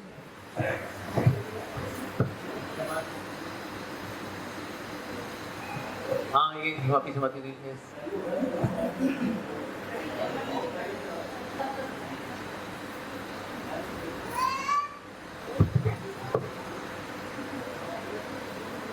हरे कृष्ण प्रभु जी, दंडवत प्रणाम। प्रणाम। प्रभु जी, जो चांद है, जो मैकेनिकल चांद जो डेफिनेशन देते हैं, हाँ जी, वो जनरली प्रभुपाद जी के लेक्चर में हम लोग सुने हैं कि वो उसका डिस्टेंस ज्यादा है सन से। हाँ तो मेरा क्वेश्चन यही था कि वो मैकेनिकल है इन द सेंस कि हाँ, एक्चुअली होता क्या है, प्रभुपाद जी ने ये बताया ना कि सूरज से हमारा डिस्टेंस कम है, चांद से ज्यादा है, जबकि हमने जो वैसे पढ़ा है अपनी साइंस के अंदर कि ये तो हमारा सैटेलाइट प्लैनेट है चंद्र, और ये ज्यादा पास है। ऐसा कैसे? एक्चुअली प्रभुपाद जी ये बता रहे ना, हॉरिजॉन्टल प्लेन में सूरज और पृथ्वी हम एक प्लेन में आते हैं, इस तरह से सूरज हमारे ज्यादा नजदीक है, और जो चांद है वो हमारे के ऊपर के उस पर आता है। In terms of vertical distance वो हमसे ज्यादा दूर है। तो इससे प्रभुपाद जी इस तरह से बता रहे हैं कि वो हमसे ज्यादा दूर है, ठीक है ना। और बाकी होता है कई चीजें ना नापी नहीं जा सकती हैं। तो जैसे साइंस में जब कोई चीज नापी जाती है, कैसे नापी जाती है? साउंड ट्रेवल करेगी और वापस आएगी तो हम बताते हैं ओ साउंड की स्पीड ये है, और इस प्रकार से या फिर कोई अल्ट्रावायलेट रे है, कोई भी रे है, लाइट पार्टिकल है, वो जाकर के कब वापस आता है? अरे बस इतने में वापस आ गया, इसका मतलब इतना किलोमीटर उसका डिस्टेंस है। लेकिन एक और खास बात जो है, आकाश के अंदर कितने मीडियम्स हैं हमें नहीं पता। देखिए जैसे हमारे पृथ्वी के पास भी ऊपर स्ट्रेटोस्फीयर, आयनोस्फीयर, ये स्फीयर, वो स्फीयर, और सबका घनत्व अलग अलग है। और सब हमने लॉ ऑफ ऑप्टिक्स से पढ़ा है कि लाइट अलग अलग स्पीड से ट्रेवल करती है अलग अलग मीडियम में। आकाश में और कितने मीडियम है हमको पता नहीं है एक्चुअली, राइट। तो इसलिए हमारा जो हम फोटोन अगर भेज भी रहे हैं, जो लाइट पार्टिकल, वो कितने मीडियम से होकर के कब उसकी स्पीड कम हुई, ज्यादा हुई, वापस आते हुए कब कैसे हुई, नहीं पता। सो वी एज्यूम कि इतनी स्पीड रही होगी तो इतना किलोमीटर। जी प्रभु। तो इसीलिए वो जो मेजरमेंट है उसमें गलती होगी ही होगी फॉर श्योर। ये कई चीजें हमको नहीं पता। जैसे वॉयेजर 1, वॉयेजर 2 भी साइंटिस्ट ने भेजे, यूरेनस, नेपच्यून, लेकिन हाथ कुछ नहीं आता। क्यों? क्योंकि भले ही आकाश में कहीं भी जाए लेकिन रहेंगे पृथ्वी की ही डायमेंशन में, इसीलिए। तो इससे हमारा नापना भी किसमें होगा? पृथ्वी की डायमेंशन में। पर इसके अलावा और भी डायमेंशन हैं, ठीक है जी? हाँ जी बताइए माता जी। हरे कृष्णा। Actually मेरा situation based question है। Like I have been to Vrindavan 2-3 times and there मतलब हम दर्शन करते हैं, सारी चीजें करते हैं, बट स्टिल वहाँ पे जाने के बाद जो मालाएं वो डिस्ट्रीब्यूट करते हैं, उसका एक मन में एक लालच रहता है कि वो हमें मिले, बट वो नहीं मिलता। फिर आई went to Banke Bihari also, there was an old lady, but उनको ना मिलके जिसने 500 रुपीज वो पंडित को दिए, उसको वो माला मिला था। Is it correct to behave like this? मतलब मुझे ये समझ ही नहीं आता वहाँ पे लोग ऐसे करते क्यों? मतलब दे आर डूइंग देयर सेवा, बट वो ऐसे ही बिहेव करते हैं सबके साथ। तो मतलब I don't understand this logic, करते हैं और क्यों करते हैं? ऐसे क्या होता है, ये जो माला मिलने वाला जो हिसाब होता है, नो डाउट उसमें कृपा तो होती है, लेकिन ये कृपा सबसे ज्यादा वैल्यू की जाती है नौसखीय भक्तों के द्वारा। जितने भी उन्नत भक्त होंगे ना, वो जानते हैं भगवान की असली कृपा उनकी कथाओं में। जैसे प्रभुपाद जी एक ट्रेन में ट्रैवल कर रहे थे, तो उस मारवाड़ी बिजनेसमैन ने कहा, अरे स्वामी जी थोड़ा हाथ रख दीजिए, कृपा कर दीजिए, कृपा कृपा। तो प्रभुपाद जी ने पहले तो अपने शिष्यों को दिखाया, सब गंजे ओके, सब बैठे थे हेडशिप। प्रभुपाद ने कहा, ये मेरी कृपा है, दूं? स्वामी जी नहीं, आप कृपा रखो आप। तो प्रभुपाद जी ने बोला, साधु की असली कृपा उसके मुख से निकलती है और कानों से ली जाती है। That's the real mercy. तो जो लोग माला के पीछे पड़े हुए हैं, एक्चुअली वो मर्सी है, लेकिन उससे भी ऊंची मर्सी है ये हरि कथा को सुना है, सबसे ऊंची मर्सी है। इसलिए देखो जो नौसखी होते हैं ना, जैसे दर्शन खुलेंगे वो दौड़ते जाएंगे, दर्शन खुल गए, कथा छोड़ देते वो लोग। एक बार ऐसे एक भक्त ने बिहेव किया, भक्ति माला के आगे बैठा हुआ था क्लास में, सोच रहा था दर्शन खुले, दर्शन खुले, दर्शन खुले, दर्शन खुले, दर्शन खुले, दौड़ के चला गया वहां पर दर्शन कर रहा था वो। तो जब वापस आया वो, तो भक्त महाराज ने कहा, how was your I exercise? आपकी आंखों का व्यायाम कैसा रहा? कि अभी आपने जो हरकत की वो आंखों का व्यायाम था, because you did not have दर्शन, because you did not hear दर्शन। दर्शन का मतलब क्या होता है? Philosophy, right. तो दर्शन सुनेंगे तो दर्शन हो पाते हैं। दर्शन सुने भी जो दर्शन करते हैं, क्या कहेंगे? संगमरमर है, संगमरमर में कपड़ा लपेटा हुआ है, बस ऐसे। तो इससे वो कृपा इज द रियल कृपा। तो आप कभी देखो, कभी ऐसा होता है किसी को फूल माला मिली, किसी को नहीं मिली। एक इसका प्रैक्टिकल प्रॉब्लम जो है वो ये है, मांगने वाले होते हैं 50, मालाएं होती हैं 5, तो किसको दें? तो कुछ तो रैंडमली बढ़ती हैं, कुछ जिसने 500 रुपए डाले होते कहते हैं कुछ तो रेसिप्रोकेट करें उसके साथ, उसको देते हैं, क्योंकि इस 500 रुपए की और मालाएं आएंगी, तो इसने उस मालाओं के लिए कंट्रीब्यूट किया है, तो इसीलिए फिर उसको ये माला मिल जाती है। Thank you for giving money for 1 Mala, because इस माला से अब और आएंगी मालाएं। तो इसलिए कभी कभी हम इस तरह से रेसिप्रोकेट करते हैं भक्तों के साथ। Just wanted to understand. Thank you so much. जी। हाँ बताइए, उनका सवाल था, उन्हीं का सवाल था माता जी का। हाँ पूछिए माता जी। हरे कृष्ण प्रभु हरे जी। कृष्ण। हाँ। मैं बस ये पूछना चाह रही हूँ कि अभी सनातन धर्म को लेकर बहुत सारे क्वेश्चंस लोगों के मन में आ रहे हैं, क्योंकि अभी लोग थोड़े से जागरूक हो रहे हैं इन चीज़ों को लेकर। कुछ दिन पहले मेरे पास एक क्वेश्चन आया कि हम हिंदू तो हैं बट हम पूजा नहीं करते हैं, तो क्या हम सनातनी हैं? नहीं तो है। हाँ, तो मैं बस आपसे इसी के बारे में जानना चाह रही थी, एक सनातन धर्म के लिए, और हम जो पूजा भी टाइम से करें, तो मुझे अभी इतना नॉलेज नहीं है, इस बारे में आप थोड़ा सा बता दें। देखिए आज ज्यादातर हिंदू यही है, वो रबर स्टैम्प हिंदू है कि भाई हिंदू परिवार में जन्म लिया आज तो हिंदू है, लेकिन पूजा अर्चना भक्ति भावना कुछ नहीं करते, कुछ भी नहीं। बल्कि उनके बच्चे जब मंदिर आते हैं तो दुखी हो रहे होते हैं, क्यों मंदिर जा रहा तुम, क्यों मंदिर जा रहा तुम, पंडित बनना करना है, पंडित बनेगा तू हैं, क्यों जा रहा मंदिर। ये माता पिता करते हैं बच्चों के साथ। मुसलमानों में अगर कोई बच्चा उनका अगर मस्जिद जाता है, अरे खुदा के रास्ते पे चला है हमारा बच्चा, बहुत बढ़िया, और ही मोमिन है, वेरी गुड। और क्रिश्चियंस में बहुत सी बात है, दे आल्सो अप्रिशिएट। सिर्फ हिंदू हैं जो कि अपने बच्चों की टांग खींच रहे होते हैं, क्यों जा रहा था मंदिर। तो ये हिंदुइज्म का ये पतन हुआ है वास्तव में। कुछ लोग on the name of being modern, हम लोग बड़े मॉडर्न हैं, पढ़े लिखे लोग हैं, ये क्या मंदिर में जाना, घंटे घंटे पीटना, क्या व्हाट्स दिस, कोई ढंग का काम करो यार। तो इस प्रकार से हमने मॉडर्निटी के शो ऑफ में हमने अपने स्पिरिचुअल कल्चर को कम कर दिया। तो हम सनातनी हैं, लेकिन रबर स्टैम्प वाले सनातनी है। सनातन का मतलब आना, कीर्तन सुनना, कथा सुनना, सवाल जवाब करना। मैं बता रहा हूँ एक खोखलेपन का एक उदाहरण। दिल्ली में क्लास का नाम है कनॉट प्लेस। यंगस्टर्स जितने वहां घूम रहे थे ना, उनसे पूछा गया कि दीपावली आ रही है, दीपावली पे क्या हुआ था, छुट्टी है आप लोग यहाँ घूम रहे हैं, दीपावली के दिन क्या हुआ था, दीपावली के दिन दीपावली मतलब आई थिंक और क्या था उस राक्षस का नाम है ना, रावण को ना वो राम जी ने मारा था। तो वेरी नाइस, बहुत बड़े, दीपावली दिन ये हुआ था। हाँ जी यस। अच्छा भाई दशहरे में क्या हुआ था? सॉरी आई मीन ये हाल है, ये नहीं पता दीपावली को हुआ क्या था, कुछ नहीं इनको, ये ऐसे लल्लू लाल लोग हैं। तो इसलिए ये कहीं ना कहीं सनातन धर्म के लोगों का ये पतन जो हुआ है, इसमें मैं कहूँगा सब बहुत बड़ा जो योगदान दिया वो इस्कॉन ने दिया। इस्कॉन जाकर के ग्रास रूट लेवल पे लोगों को धर्म के बारे में बता रहा है। आप आज समाज पे इस्कॉन को अगर माइनस कर देना, मतलब Hinduism will be practically finished. साधु की इस ड्रेस की अगर इज्जत बढ़ाई है तो इस्कॉन ने बढ़ाई है। ये तो साधु मतलब जो पाखंडी है, कपटी है, किसको चमड़ी चाहिए, किसको दमड़ी चाहिए, वही है साधु। लेकिन साधु समाज में साधु की इस ड्रेस की, साधु की पोजीशन की इज्जत बढ़ाई अगर, वो इस्कॉन ने बढ़ाई है। तो इसीलिए इस्कॉन ने बहुत बड़ा योगदान दिया है। लेकिन अदरवाइज देखिए अगर बहुत बुरा हाल है। प्रभुपाद जी साहब, एक व्यक्ति बोला, प्रभुपाद जी थे दिल्ली में प्रसाद कर रहे थे, Swami ji what is God. Prabhupada ji का तुम शर्म से डूब मरो, तुम भारत में तुमने जन्म लिया, तुम्हें सवाल पूछ रहे हो। तो ये आज भारतीयों का हाल है। और ये तो उस वक्त की बात है जब सोशल मीडिया नहीं था।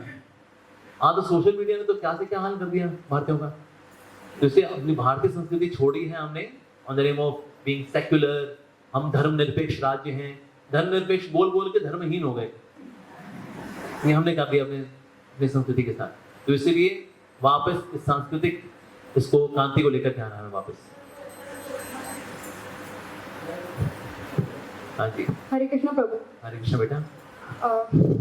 प्रभु जी, मेरा क्वेश्चन था कि जैसे कि हम भौतिक जगत में जो कार्य करते हैं और स्पिरिचुअल लाइफ में भी अपने जो कार्य करते हैं, तो उसके साथ हम जो कार्य करते हैं तो हमारे साथ साथ एक अहम जुड़ जाता है। जैसे कि हम कोई भी कार्य कर रहे हैं, हालांकि वो हमको जानकारी नहीं रहती उस चीज की, लेकिन वो हमारे एक्शन में दिखता है। तो उस चीज को बाद में हमको रियलाइज होता है कि नहीं, हमारा ये गलत चीज जा रही है लोगों के प्रति। जैसे कि हम कोई भी कार्य कर रहे हैं तो हमारे अंदर एक ये भाव आ जाता है कि इसका पॉजिटिव रिजल्ट मिले। अब ये जरूरी नहीं रहता कि हर व्यक्ति आपकी बात सुन के एक अच्छा रिस्पॉन्स करे। तो वो उस बात को सुन के हमारा रिएक्शन चेंज हो जाता है, हमारी चीजें चेंज हो जाती हैं। तो उस अहम को हम कैसे अपने अंदर से निकालें प्रभु? देखिए हर व्यक्ति आपकी प्रशंसा करेगा, ऐसा कभी नहीं होने वाला। जी प्रभु जी। कितना आप अच्छे से अच्छा काम कर रहे हैं। जी प्रभु जी। ये इस जगत का स्वभाव है निंदा लोग। क्या नाम है इसका? निंदा लोग। यहाँ निंदा तो होगी ही होगी। यहाँ तो लोग भगवान को नहीं छोड़ते, साधु महात्माओं को नहीं छोड़ते, जैसे कुछ लोग बोलते हैं अगर स्वामी जी अमेरिका गए थे ना, वियतनाम वॉर नहीं हुई होती, हिप्पी नहीं होने होता तो उनको सफलता नहीं मिलती। गए होते ना जापान, सफलता नहीं मिलती उनको। हाँ, ये तो प्रभुपाद जी की निंदा कर रहे थे। तो इसीलिए जगत में तो अच्छे संत महात्माओं की, भगवान की निंदा हो जाती है। हम और आप किसकी थी बोली? तो ये जगत का स्वभाव है निंदा लोग। जैसे व्यक्ति साथ घोड़े के साथ चल के जा रहा था, किसी ने बोला एक घोड़ा साथ में, चल तू भी चल के जा तो घोड़े पे चढ़ गया वो। नहीं देख बेजुबान जानवर था, उस पर चढ़ के बैठ गए, क्या करे बंदा? तो इसीलिए निंदा तो यहाँ होगी ही होगी। तो इसलिए आप अच्छी भावना के साथ एक अच्छे मार्गदर्शन में कार्य करिए। उसके बाद जो प्रशंसा करें, अच्छी बात है। कुछ लोग होंगे जो कि तो निंदा कर देंगे, मेरी भी निंदा होती है, मेरी निंदा करने वाले भी लोग हैं। ऐसे क्या अमोघ लीला है, बड़ा गुरुजी बनता है अपने आप को, हैं आता क्या है उसको, हैं जैसे कथाएं करता है ऐसे कथा करनी तमीज होती है क्या? सुखदेव गोस्वामी जी ने ऐसे कथा की थी, हैं ड्रामेबाज। बिल्कुल करने वाले आता क्या है, कल का छोरा है, थोड़ी अंग्रेजी बोल लेते हैं, लोग लगता है बड़ा हाई फाई है। अब ऐसे लोग भी हैं, मैं निंदा करता है, मैं क्या करूं फिर? लो हम तो दुनिया का भला करने चले थे, ये निंदा कर रहे हैं, लाओ मैं किसी से पूछ जाऊं। कुछ लोग वो दुखियारी आत्माएं रहे हैं और वो हमसे दुखी नहीं है, वो अपने मन की वजह से दुखी है। तो इसलिए आप सही कार्य करिए। जैसे जैसे भक्ति में आना है, अच्छा कर रहे हो। इसको कुछ लोग बोलेंगे बड़ी पंडितान बन रही है तू, हैं क्या करना तेरे को, आगे जाके घंटा पीटना तेरे को छोरी। आपको पता सही कार्य कर रहे हो आप, महाराज जी के आशीर्वाद में हो, वैष्णव का संग में हो। प्रभु जी, हमारे अंदर जो अहम आ रहा है, हम उसको कैसे, हम समझ रहे हैं ये सब चीजें, लेकिन हमारे अंदर वो प्योरिटी कैसे लेके आए उस चीज के प्रति? आना आएगा, क्योंकि ऐसा नहीं हम बिल्कुल ही नहीं कर रहे। भगवत भगवान बता 3 करता है, हम भी करता है, क्योंकि इच्छा हम करते हैं ना, तो इसीलिए हम भी करता है। प्रकृति भी करता है, क्योंकि प्रकृति उस चीज को अरेंज करती है कि वो चीज हो सके, वो सेवा हो सके। भगवान परमात्मा रूप में भी करता है, क्योंकि उनका अप्रूवल के बिना, उत्कृष्टानुमंता, उनके बिना कुछ काम होने का नहीं है। तो करता 3 है। अगर मानता सिर्फ मैं ही करता हूं, ये है अहंकार मूढ़ात्मा। लेकिन अगर वो बोलता है मैं भी करता हूं, तो ये अहंकार मूढ़ात्मा नहीं, क्योंकि मैं भी हूं, मेरे ऊपर प्रकृति भी है, लौक कर्मा भी है, भगवान भी है। हाँ, तो मैं भी हूं। तो वो जो मैं है वो अहंकार में नहीं आता, क्योंकि मैं को आपने प्रकृति में और भगवान दोनों का अनुभव किया आपने। तो इससे थोड़ा सा मैं आना स्वाभाविक है। ऐसे नहीं मैं कुछ भी नहीं करता, नहीं, हम भी थोड़ा बहुत करते हैं, उनकी कृपा से करते हैं, उनके आशीर्वाद से करते हैं। तो इससे वो अहम नहीं है, that is normal. I could do but by mercy of Krishna. ठीक है जी।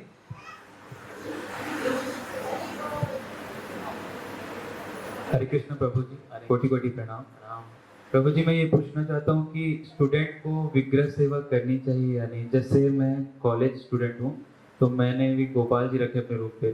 तो कभी कभी कॉलेज के टाइम, और जैसे मैं अभी यहाँ आ गया तो अभी वो अकेले हैं, तो क्या करें? देखिए, एक तो गोपाल जी की सेवा मैं रेकमेंड नहीं करता। We should worship Krishna with Radha Rani. We worship Radha Krishna और हमारे गौर मिठाई बेस्ट। जहाँ जहाँ है जगह मिठाई, वहाँ वहाँ है गौर मिठाई। तो इसलिए that kind of worship is what I recommend. लेकिन आप चलो गोपाल जी आपके पास हैं तो आप सेवा करिए, ठाकुर जी आए हैं तो सेवा करिए, but we should ideally worship Radha Krishna. शक्ति शक्तिमान दोनों की पूजा होनी चाहिए, लेकिन कोई मिनिमम सिंपल वाली कोई पूजा करिए। इन द सेंस ऐसे नहीं 2-2 घंटे आप उनके स्नान, मालिशें, ये वो, कपड़ा रोज बदलना, ये फिर आपकी पढ़ाई हो चुकी। फिर 5-10 मिनट आपने बेसिक डीटी वर्शिप करिए, साफ सफाई मेंटेन करिए, रोज उनके आगे 10-15 मिनट कीर्तन करिए, भोग लगाइए, जैसे इतना बहुत है आपके लिए। ठीक है प्रभु जी, हरे कृष्ण। हरे कृष्ण। प्रभु जी, एक जिज्ञासा है मेरे मन में। जैसे कि हमने सुना है कि ब्रह्मा जी का जो 12 घंटे उसमें 14 बनवंतर होते हैं, और उसमें भगवान जो कृष्ण है, मतलब जो मूल कृष्ण है, वो केवल एक ही बार आते हैं। इसके अलावा जो बाकी जो कृष्ण आते हैं वो विष्णु तत्व होते हैं। तो जो विष्णु तत्व वाले जो कृष्ण हैं और जो मूल कृष्ण है जिनकी हम पूजा करते हैं, दोनों की लीलाओं में अंतर क्या होता है और शक्तियों में क्या अंतर होता है? ऐसे होता क्या है, वासुदेव कृष्ण तो आते हैं, नंद नंदन कृष्ण नहीं आते, ये वृंदावन कृष्ण नहीं आते, ये राधाकांत, गोपीकांत, ये वाले कृष्ण नहीं आते। ओके, लेकिन जो वासुदेव कृष्ण हैं, जो वासुदेव जी के आते हैं, फिर वो लीला करते हैं, और वो तो भगवान आते हैं। तो ये वो, और उसमें भगवान चतुर्भुज रूप में होते हैं। भगवान कृष्ण इज इन 400 फॉर्म, और भगवान उसे वेणु नहीं बजाते उसके अंदर, वेणु मुरली ये सब नहीं बजाते हैं उसके अंदर। तो भगवान उसमें ऐश्वर्य लीला ही प्रकट करते हैं सिर्फ। एक कृष्ण नंदनंदन, यशोदानंदन, राधाकांत, गोपिका कांत, वृंदावन चंद्र, ये आते हैं ब्रह्मा जी के एक दिन में एक बार।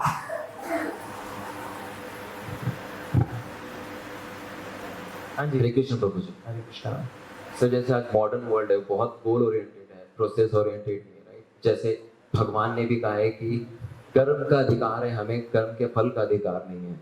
बट अभी कॉम्पिटिटिव वर्ल्ड इतना है कि हम इतना मेहनत कर रहे हैं अपने गोल्स के लिए, अब तो हम एक्सपेक्ट कैसे ना करें? हम दूसरों से अपेक्षा कम कर सकते हैं, मगर खुद से जो एक्सपेक्टेशन है उसे कम कैसे कर सकते हैं? देखिए, जिस चीज में आपका वश होता है ना, उस पर ध्यान देना चाहिए। जिस चीज में आपका वश नहीं है, उस पर जितना आप ध्यान दोगे उतना आप दुखी होगे। जैसे रिजल्ट के ऊपर हमारा कोई वश नहीं होता।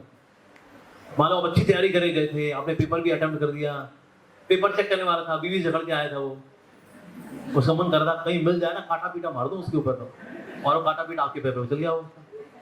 आपका वश है इसमें? तो इसीलिए रिजल्ट पे हमारा वश नहीं होता। कभी भी कुछ हो सकता है। कभी भी ऐसा होता है आप तैयारी करके जाओ, जो चीज आपने छोड़ी ना वही आती पेपर के अंदर। और कुछ ऐसे होते हैं इधर उधर पढ़ के जाएंगे और वही पेपर में आता है, ऐसा भी होता है। तो इसलिए एफर्ट्स हमारे हाथ में, कर्मण्येवाधिकार से इसलिए भगवान ने बोला। और साथ ही क्या होता है, जितना आप रिजल्ट के बारे में सोचोगे ना, आपकी एनर्जी वेस्ट होती है। सफल होऊंगा, सफल होऊंगा, सफल होऊंगा, सफल होऊंगा, असफल हो जाऊंगा, फिर लोग क्या बोलेंगे, फिर बड़ी बेइज्जती होगी। जैसे मैं शादी करना चाहता हूँ, मुझे छोड़ के चली जाएगी, फिर उसके बाद चली जाएगी, मेरे को ऐसे करके जाएगी। अब ये सोच सोच करके अपनी आधी शक्ति आप निकाल दोगे। तो क्या करना चाहिए, अपनी पूरी शक्ति को लगाना चाहिए अपने कर्तव्य को निर्वाह करने में। तो भगवान जो बोल रहे हैं ना, कर्मण्येवाधिकार से मा फलेषु कदाचन, कि भाई फल में तुम्हारा अधिकार नहीं है, कर्म करने में अधिकार है तुम्हारा। तो कैसे फल नहीं मिलेगा? नहीं, इससे और अच्छा फल मिलता है, क्योंकि उसमें एनर्जी वेस्ट नहीं करते। तो जो अच्छा फल आएगा उसको भगवान को अर्पित करो, बहुत बढ़िया। ऐसे हुआ है ना, क्या बोलते हैं, रण छोड़ दांत छाछड़, काबिल बनो बच्चा, काबिल बनो, सफलता झक मारते पीछे आ रही है। तो इसलिए हमें सफलता को नहीं देखना चाहिए, हमें प्रोग्रेस को देखना चाहिए। क्या मैं बेहतर बना कि नहीं बना, मैंने कुछ नया सीखा कि नहीं सीखा, हमें बस इस पे ध्यान देना चाहिए, दैट्स इट। तो आप सीखने पे ध्यान दो, नॉलेज पे ध्यान दो, वो रिक्वायर्ड है। सफलता आज मिलती है, कल मिलती है, परसों मिलती है। और ये सफलता, इसको हम सफलता मानते हैं, ये नकली सफलता है। सब जितने भी लोग हैं जो झंडे गाड़ते हैं दुनिया के अंदर, हम झंडे गाड़ेंगे, हम भी सफलता के झंडे गाड़ेंगे, उसी झंडे के नीचे बैठे दारू पीते हैं लोग। पर पहले देसी दारू पीते थे, अब विदेशी दारू पीते हैं। तो सफलता की परिभाषा क्या हो गई? देसी दारू से विदेशी दारू का सफर, यही सफलता है। क्या बात है, कितनी अद्भुत परिभाषा। तो इसीलिए झंडे घंटे गाड़ना कुछ नहीं होता, 2 वक्त की रोटी कमानी होती है बस, बाकी टाइम भक्ति भजन नहीं करना है। 2 वक्त की रोटी कमा रहे हो ना, पराठे करते हैं ना, बीच में डोसा, इडली, वड़ा, सांभर, बस हो गया। इतना ही काम करना होता है। देखो, ये एक भ्रम है कि हम जब बहुत सफल बन जाएंगे, बड़ा पैसा होगा मेरे पास। जितने करोड़ोंपति वाला व्यक्ति है और एक साधारण एम्प्लॉई है, दोनों कैफेटेरिया में बैठकर एक कड़ी चावल खा रहे होते हैं,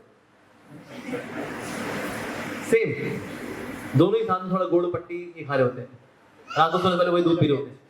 ऐसा नहीं कि ना जो करोड़पति आदमी उसका स्वर्ग से सप्लाई आती है उसकी, ऐसा नहीं है। वही कड़ी चावल, राजमा चावल, आलू पूड़ी, वही सेम खा रहा है। लेकिन एक अभिमान है, मेरे पास करोड़ों रुपए, मेरे पास करोड़ों रुपए। दूसरा आपने क्या खाया? कड़ी चावल, दाल चावल, सब्जी रोटी, वेरी गुड। अच्छा, उससे पूछते हैं, हमारा जो गार्ड बैठा हुआ है ना, गार्ड भैया जी आप क्या खाते हैं? अरे क्या करें साहब जी, बस कड़ी चावल, राजमा चावल, आलू पड़े, और बस यही होता था हमारा, गरीब आ गया साहब। तो एक भ्रम है, करोड़पति बनना है, कुछ कर दिखाना है, ये करना हो। अरे यार, तो सेम खाना पीना सेम ही चल रहा है। बल्कि ये जो झंडे गाड़े वाले लोग हैं, इनकी तबीयत ज्यादा खराब है।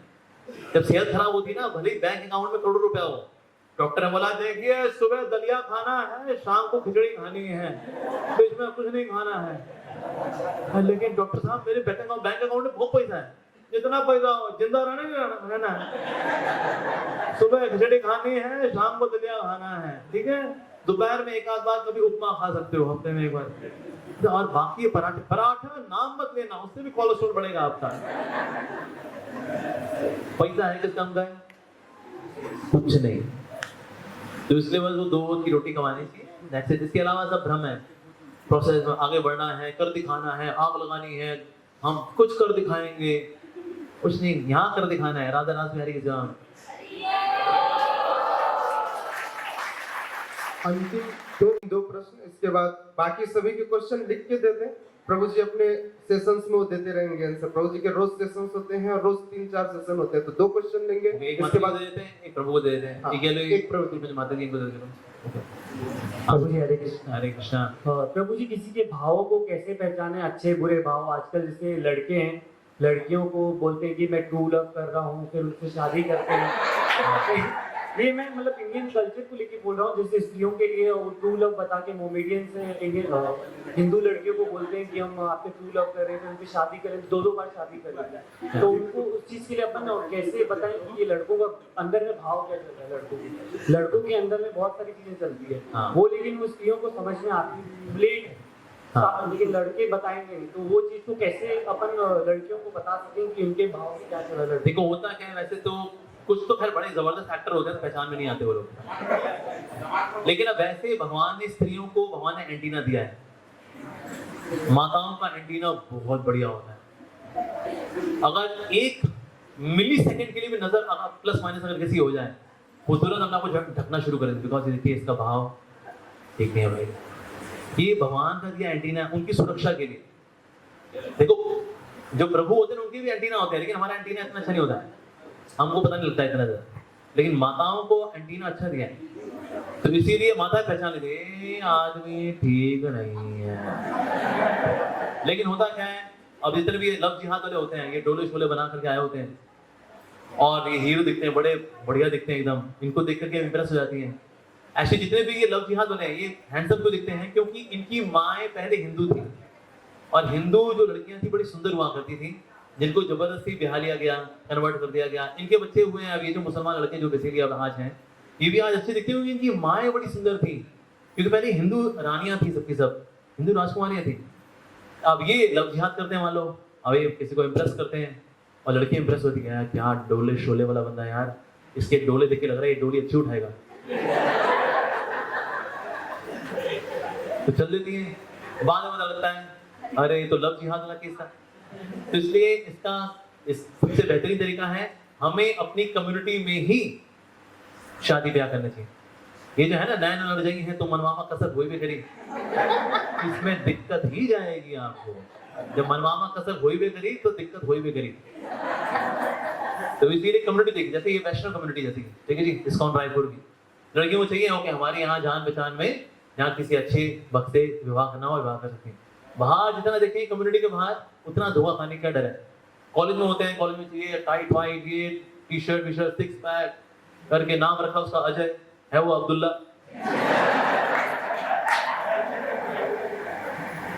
तो इसीलिए अपनी कम्युनिटी में ही मैरिज करनी चाहिए। लोग जान पहचान करके उसकी R&D करा करके फिर आगे बढ़ते हैं। और इंडिया में आपको जाने खुशी होगी, आज भी इंडिया के अंदर 83.5% मैरिजेस अरेंज मैरिजेस होती है, जबकि बॉलीवुड पिछले 50 साल से हमको बता रहा है लैला मजनू शीरी फरहान रोमियो जूलियट, आ जाओ दिल मिले दिल खिले और क्या चाहिए, आओ गार्डन में चलें गाएं, उसके बाद फिर रिश्ता पक्का करें। 50 साल की मेहनत की है बॉलीवुड ने हमारे ऊपर, उसके बाद भी आज इंडिया में 83.5% मैरिजेस अरेंज मैरिज होती है। मतलब हमने बॉलीवुड की भी ऐसी तैसी कर दी इस मामले में। तो इसलिए अरेंज मैरिजेस आर बेटर, ठीक है। ये जो मिलना जुलना, लेट्स एक्सप्लोर ईच अदर, और फिर हम शादी करेंगे। एक्सप्लोर करना सबको पता है, एक्सप्लोर करने का मतलब क्या होता है। जैसे कुछ मन एक्सप्लोर नहीं हो पाता है, सिर्फ तन ही एक्सप्लोर हो पाता है, और वही भोग की भावना से। तो ऐसी शादियां इसलिए दुख में निपटती हैं बेचारी।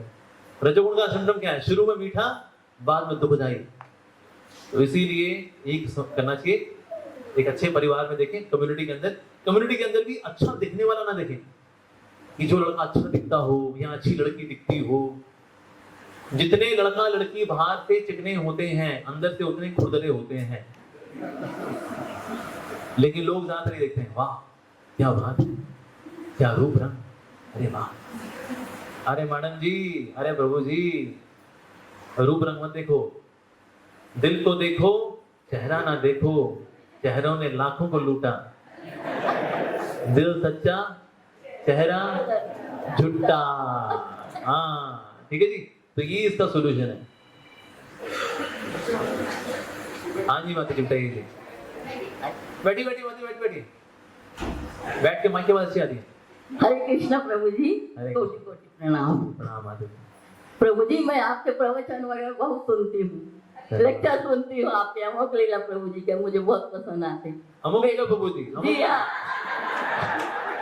वो मेरे बड़े भैया हैं, वो आ नहीं पाए तो मेरे को भेजा है।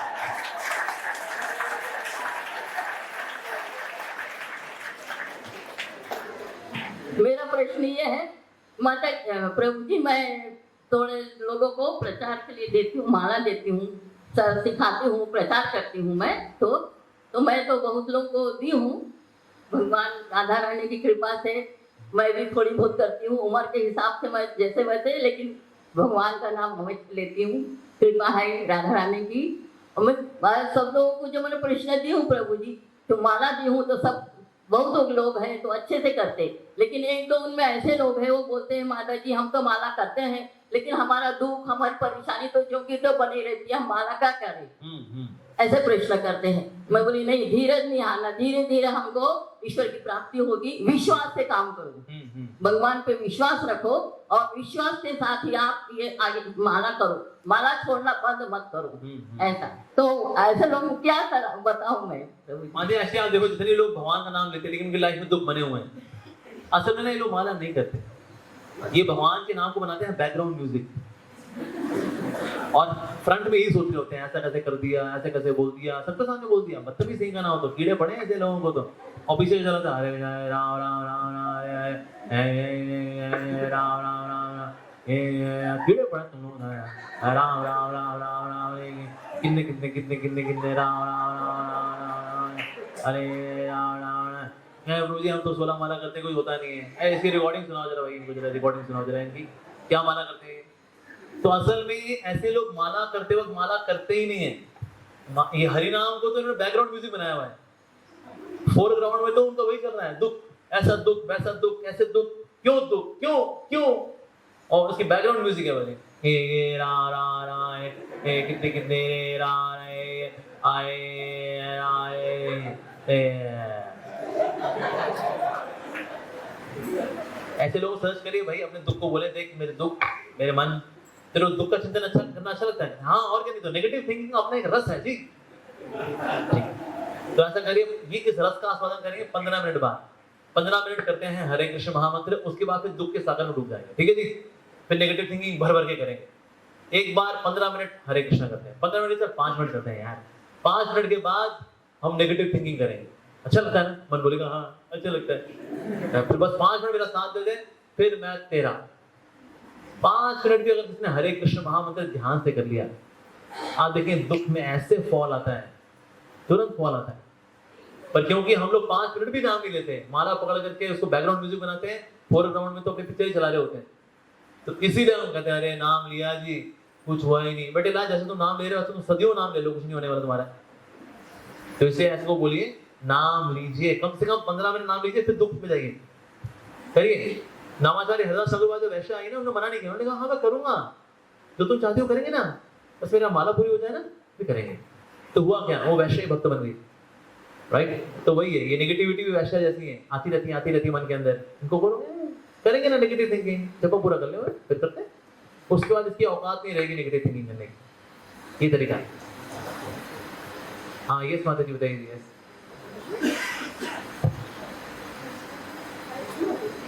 हाँ जी,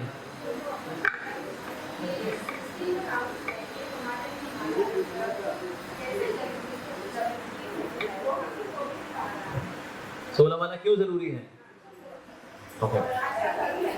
देखिए वैसे तो जरूरी है 64 माला, प्रभुपाद जी ने दिया था 64 माला। जब हमारी वो हालत नहीं थी, प्रभुपाद ने कहा ठीक है 32 माला, जब हम वो भी नहीं कर पाए जब, तो प्रभुपाद ने बोला ठीक है 16 माला और 8 घंटे सेवा, प्रचार की सेवा। तो इसीलिए 16 तो मैंने 16 प्रभुपाद जी की कृपा से 75% डिस्काउंट के बाद 16 माला करके भी हमें कृष्ण प्रेम प्राप्त हो जाएगा। 75% डिस्काउंट, ऐसा कभी आचार्य ने दिया ही नहीं कभी। तो इसीलिए कम से कम ये तो करें। पर ये कैसे करेंगे? देखिए सुबह का टाइम बेस्ट है। आप सुबह थोड़ा जल्दी उठिए, 4 बजे से लेके 6 बजे तक 16 माला कर लीजिए।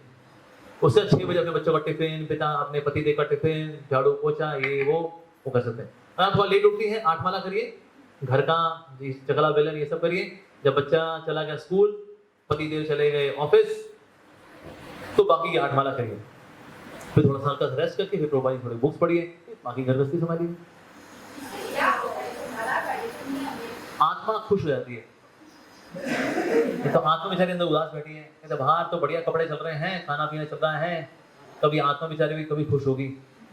तो हरि नाम से जो है, भगवान के नाम से आत्मा प्रसन्नचित्त हो जाती है। हमारा रिश्ता बदला भगवान के साथ। आपने गाना सुना है ना, मेरे प्यार की उम्र हो इतनी सनम, तेरे नाम से शुरू तेरे नाम से खत्म। तो भक्त कैसे गाता है, मेरी भक्ति की उम्र हो इतनी प्रभु, हरि नाम से शुरू हरि नाम पे खत्म। तो हरि नाम ही सब कुछ है जी कलयुग में। हाँ, इसी यही शुरुआत है, यही अंत है। धन्यवाद। अब माता जी की बारी। यस। हरे कृष्णा। गुरु महाराज की चरण कमलों में मेरा दंडवत प्रणाम है। हरे कृष्ण प्रभु जी, कोटि कोटि दंडवत प्रणाम। प्रभु जी, मेरा सेशन से संबंधित कोई क्वेश्चन नहीं है, मैं क्षमा चाहूंगी, क्योंकि मैं आपके ऑनलाइन क्लासेस सुनती हूँ तो आपके इंस्ट्रक्शंस हमें मिलते रहते हैं। और लेकिन मुझे धन्यवाद करना था। मैंने सोचा नहीं था कि मैं आज मतलब ऐसे मैंने कुछ प्रिपेयर नहीं किया था, मैंने सोचा था क्लास अटेंड करेंगे। बट 3 महीने पहले जो इस्कॉन द्वारका में गुरु तत्व पर सीरीज हुआ था 10 सेशंस का, हिज होलीनेस हरदास स्वामी महाराज जी के, तो मुझे लगा कि सपोज अब नहीं बोलूंगी तो फिर मौका पता नहीं कब मिले। तो मुझे लगा आज गुरु महाराज भी हैं, श्री प्रभुपाद हैं, श्री राधराज जी, आप भी हैं, तो आपके थ्रू वो सेशन मिला था। और वो सेशन होने के बाद मेरा मतलब इस्कॉन को देखने का नजरिया चेंज हो गया। मतलब हम हमेशा कृष्ण कृष्ण के पीछे भागते हैं, बट जो कृष्ण का अनमोल उपहार है, जैसे हिज होलीनेस हरदास स्वामी महाराज जी बताए थे, कृष्ण गुरु देते हैं। और श्रील प्रभुपाद ने अपने सारे, जैसे हिज होलीनेस हरदास स्वामी महाराज जी ने बताया कि भागवतम का जो एक एक श्लोक है वो गुरु को ग्लोरीफाई करता है। और वो जो गुरु हैं, अगर हम उनको प्लीज नहीं कर पा रहे हैं, हम उनको रिस्पेक्ट नहीं दे रहे हैं, तो हम कृष्ण तक कभी नहीं जा पाएंगे। तो फिर वो उसके बाद मेरा थॉट ऑफ प्रोसेस चेंज हुआ। और फिर मैं प्रयास कर रही हूँ, मैं प्रार्थना करती हूँ गुरु महाराज जिसे कि वो हमें सद्बुद्धि दें और अपने सेवा में, चाहे वो वपु सेवा हो, वाणी सेवा हो, कुछ भी मिले, हम उसको रिस्पेक्टफुली करने का प्रयास कर सकें। और हमेशा उनका सेवा कृष्ण के को प्लीज करने के लिए, श्रील प्रभुपाद को प्लीज करने के लिए, गुरु महाराज जी को प्लीज करना मोस्ट इम्पोर्टेंट है। और because he is the pure devotee of Krishna, Srila Prabhupada. तो सब कुछ गुरु है, गुरु के वर्ड्स हैं। जैसे आप हमेशा बताते हैं अपने लेक्चर्स में कि आपका सवाल क्या है? नहीं तो ये प्रवचन पार्ट 2 हो जाएगा। ये तो गुरु तत्व पे हल्दर महाराज समराइज वर्जन। जय। तो thank you so much Prabhu ji, ये हमें आपके थ्रू मिला। और जब आपका 2020 रामनवमी में, धन्यवाद बैठ जाइए माता जी। बोलना था प्रभु जी। नहीं, हो गया प्रवचन 2.0 हो गया। किसी को सवाल है? बैठ जाइए माता जी। दो जी, ये बेटे को दो। हाँ बेटा, आप खड़े हो जाओ बेटा।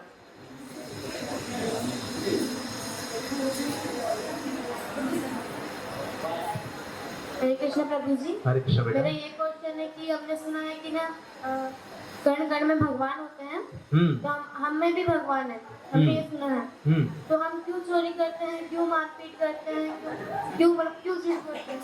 हाँ, कैसी बात। जैसे ना आप मान लो मम्मी के साथ तो हो, लेकिन मम्मी की और हमने पीठ की हुई है अपनी, तो फिर आप यहाँ वहाँ देखते रहोगे और कुछ गलत साबित कर सकते हो। लेकिन अगर आप माँ के साथ हो और माँ का कहना मानते हो आप, फिर आप कुछ गलत काम नहीं करोगे। तो हम भगवान जी के साथ हैं, भगवान जी हमारे साथ है, लेकिन भगवान जी की और हमने अपनी पीठ की हुई है और हम दुनिया को देख रहे हैं और दुनिया को देख करके दुनिया में मजे भी कर रहे हैं, उनकी बात को सुन भी नहीं रहे हैं। इसलिए हम भगवान के साथ होकर भी हम लोग गलत कार्य कर रहे हो कि हम उनकी बात नहीं सुनते। भगवान की बातें कहाँ दी हैं? भगवद गीता के अंदर। लोग भगवद गीता पढ़ते ही नहीं। तो भगवान है लेकिन उनकी बात हम सुन नहीं रहे, इसलिए हम उनके साथ होकर के भी हम लोग गलत कार्य कर बैठते हैं। ठीक है बेटा। हरे कृष्णा प्रभु जी, साष्टांग दंडवत प्रणाम। केवल आपकी वजह से मैं इस इस्कॉन के बारे में जान पाया हूँ। यूट्यूब रील्स शॉर्ट्स सब केवल आपकी वजह से ही मैं भक्ति में आया, तो थैंक यू प्रभु जी। हरे कृष्णा। तो मुझे ये पूछना था कि सभी मल्टी यूनिवर्स के परम पिता भगवान श्री कृष्ण जी हैं, तो क्या हर यूनिवर्स के उनके ब्रह्मा उनके क्या बोलते हैं त्रिदेव हैं? क्या सभी यूनिवर्स के अपने अपने हाँ, त्रिदेव बिल्कुल हैं? हर यूनिवर्स के अपने त्रिदेव होते हैं और हमारे ब्रह्मा जी के 4 मुख हैं। कभी कभी ब्रह्मा जी के 100 भी हैं, 1000 भी हैं, करोड़ भी हैं, डिपेंड करता है कि उनके ब्रह्मांड का साइज कितना बड़ा है। हमारा ब्रह्मांड थोड़ा छोटा वाला है, तो हमारे 4 मुख वाले ब्रह्मांड। और कभी हम स्टडीज करते हैं तो उतने कंसिस्टेंट नहीं रह पाते, तो कंसिस्टेंट कैसे रहें? कंसिस्टेंट पढ़ाई करने के लिए आपको रात को टाइम से सोना पड़ेगा, सुबह जल्दी उठना पड़ेगा। सुबह की पढ़ाई बहुत बेहतरीन होती है, कंसिस्टेंट पढ़ाई होती है। जो रात वाली पढ़ाई होती है ना, उसमें मैगी नूडल्स ज्यादा चलते हैं, पढ़ाई कम चलती है उसमें। जिससे रात को टाइम से सोना चाहिए, सुबह जल्दी उठना चाहिए। आप रात को 10 बजे सोइए, 4 बजे उठिए, 4 से लेकर 7 बजे तक 3 घंटे की क्वालिटी पढ़ाई कर सकते हो आप, ठीक है। दूसरा बचना चाहिए स्मार्टफोन से। बटन वाला फोन लेके आए, नोकिया 3310। स्मार्टफोन त्याग देना चाहिए। जितने स्टूडेंट लाइफ में हैं, स्मार्टफोन को त्याग दें। बेस्ट सैमसंग गुरु, नोकिया 3310 ये लेकर के आए, इससे काम कराएं। थोड़ा दिक्कत होगी, थोड़ा भी टाइप करना पड़ रहा है, क्वालिटी कीबोर्ड है नहीं उसके अंदर, टक टक टक टक टक टूं टूं टक टक टक टक। गेम खेलने को क्या, वो सांप वाली गेम है, टूं टूं टूं टूं टूं टूं टूं टूं टे टे टे टे। कितना कोई खेलेगा सांप वाली गेम? बाद में सांप अपने आप को डस लेता है, टुक। तो इसीलिए एक तो मोबाइल फोन से बचिए, स्मार्टफोन ये जहर है वास्तव में, इससे बचना चाहिए। तीसरा बचिए स्त्रियों से, गर्लफ्रेंड से। गर्लफ्रेंड अगर एक बार जिंदगी में आ जाती है, यहाँ लड़की के जीवन में बॉयफ्रेंड आता है, पढ़ाई बंद हो जाती है, क्योंकि अब तो वही नजर आती है ना, राइट। आंखें बंद करता हूँ तुम्हें देखता हूँ, आंखें खोलता हूँ तुम्हें ढूंढता हूँ, मजा ही हो जाता है हाल फिर। तो जब तक पढ़ाई लिखाई कर रहे हो, गर्लफ्रेंड बॉयफ्रेंड वाले चक्कर से बच के रहो, ठीक है जी। इससे आपकी पढ़ाई में कंसिस्टेंसी आएगी। बाकी अगर आप पढ़ाई करते हो, अगर आपका मन भटकता है, तो आप बोल बोल के पढ़िए, ठीक है जी। अगर आप बोलते बोलते अगर आपका मन भटक रहा है, तो ऐसे पढ़िए जैसे कि आप मानो पढ़ा रहे हैं किसी को, हाँ, उससे मन नहीं भटकता, ठीक है जी। हाँ जी, यस माता जी बताइए जी। हाँ जी, हरे कृष्णा, पूछिए जी।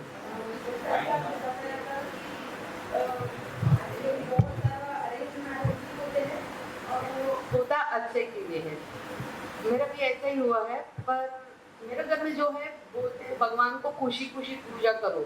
ऐसा नहीं कि तुझे दुख है या तो तुझे कुछ चाहिए तभी तुम जाओगे वहाँ पे और बोलोगे कि भगवान मुझे ये दे दो, मैं वहाँ पे आऊँगा, यहाँ पे आऊँगा, ये करूँगा, वो करूँगा। वैसा नहीं, पहले जो हमको मिला है उसके लिए थैंक यू करो, और उसके बाद जो हमारा कर्म में है। आपका प्रश्न क्या है? आपका प्रश्न क्या है? ये तो आप जानते हैं। हाँ जी, yes sir, I am coming to that. जो अभी ससुराल में समझा है कि वहाँ पे बोलते हैं रोज दिया जलाओ, अब फूल फल करने का क्या जरूरी है, बस अपना वहाँ पे जैसे सिखाया गया था कि सच के जाओ, खुशी खुशी जाओ, पूजा करो, रोज का करो या तो फेस्टिवल में भी करो। यहाँ पे वो गलत है इन लोगों के लिए, और I am not able to balance कि मैं उनका जैसा करूँ जो बचपन से मेरा आदत है कि इन लोगों की जैसा करूँ कि मुझे कुछ चाहिए तो तू मुझे दे दे भगवान।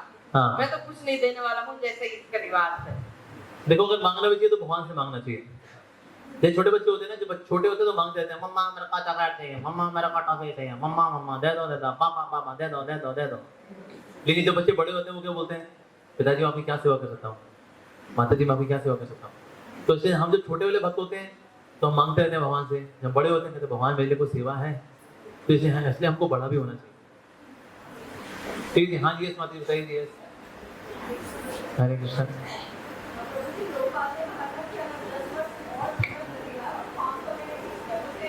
हाँ हाँ हाँ, यस।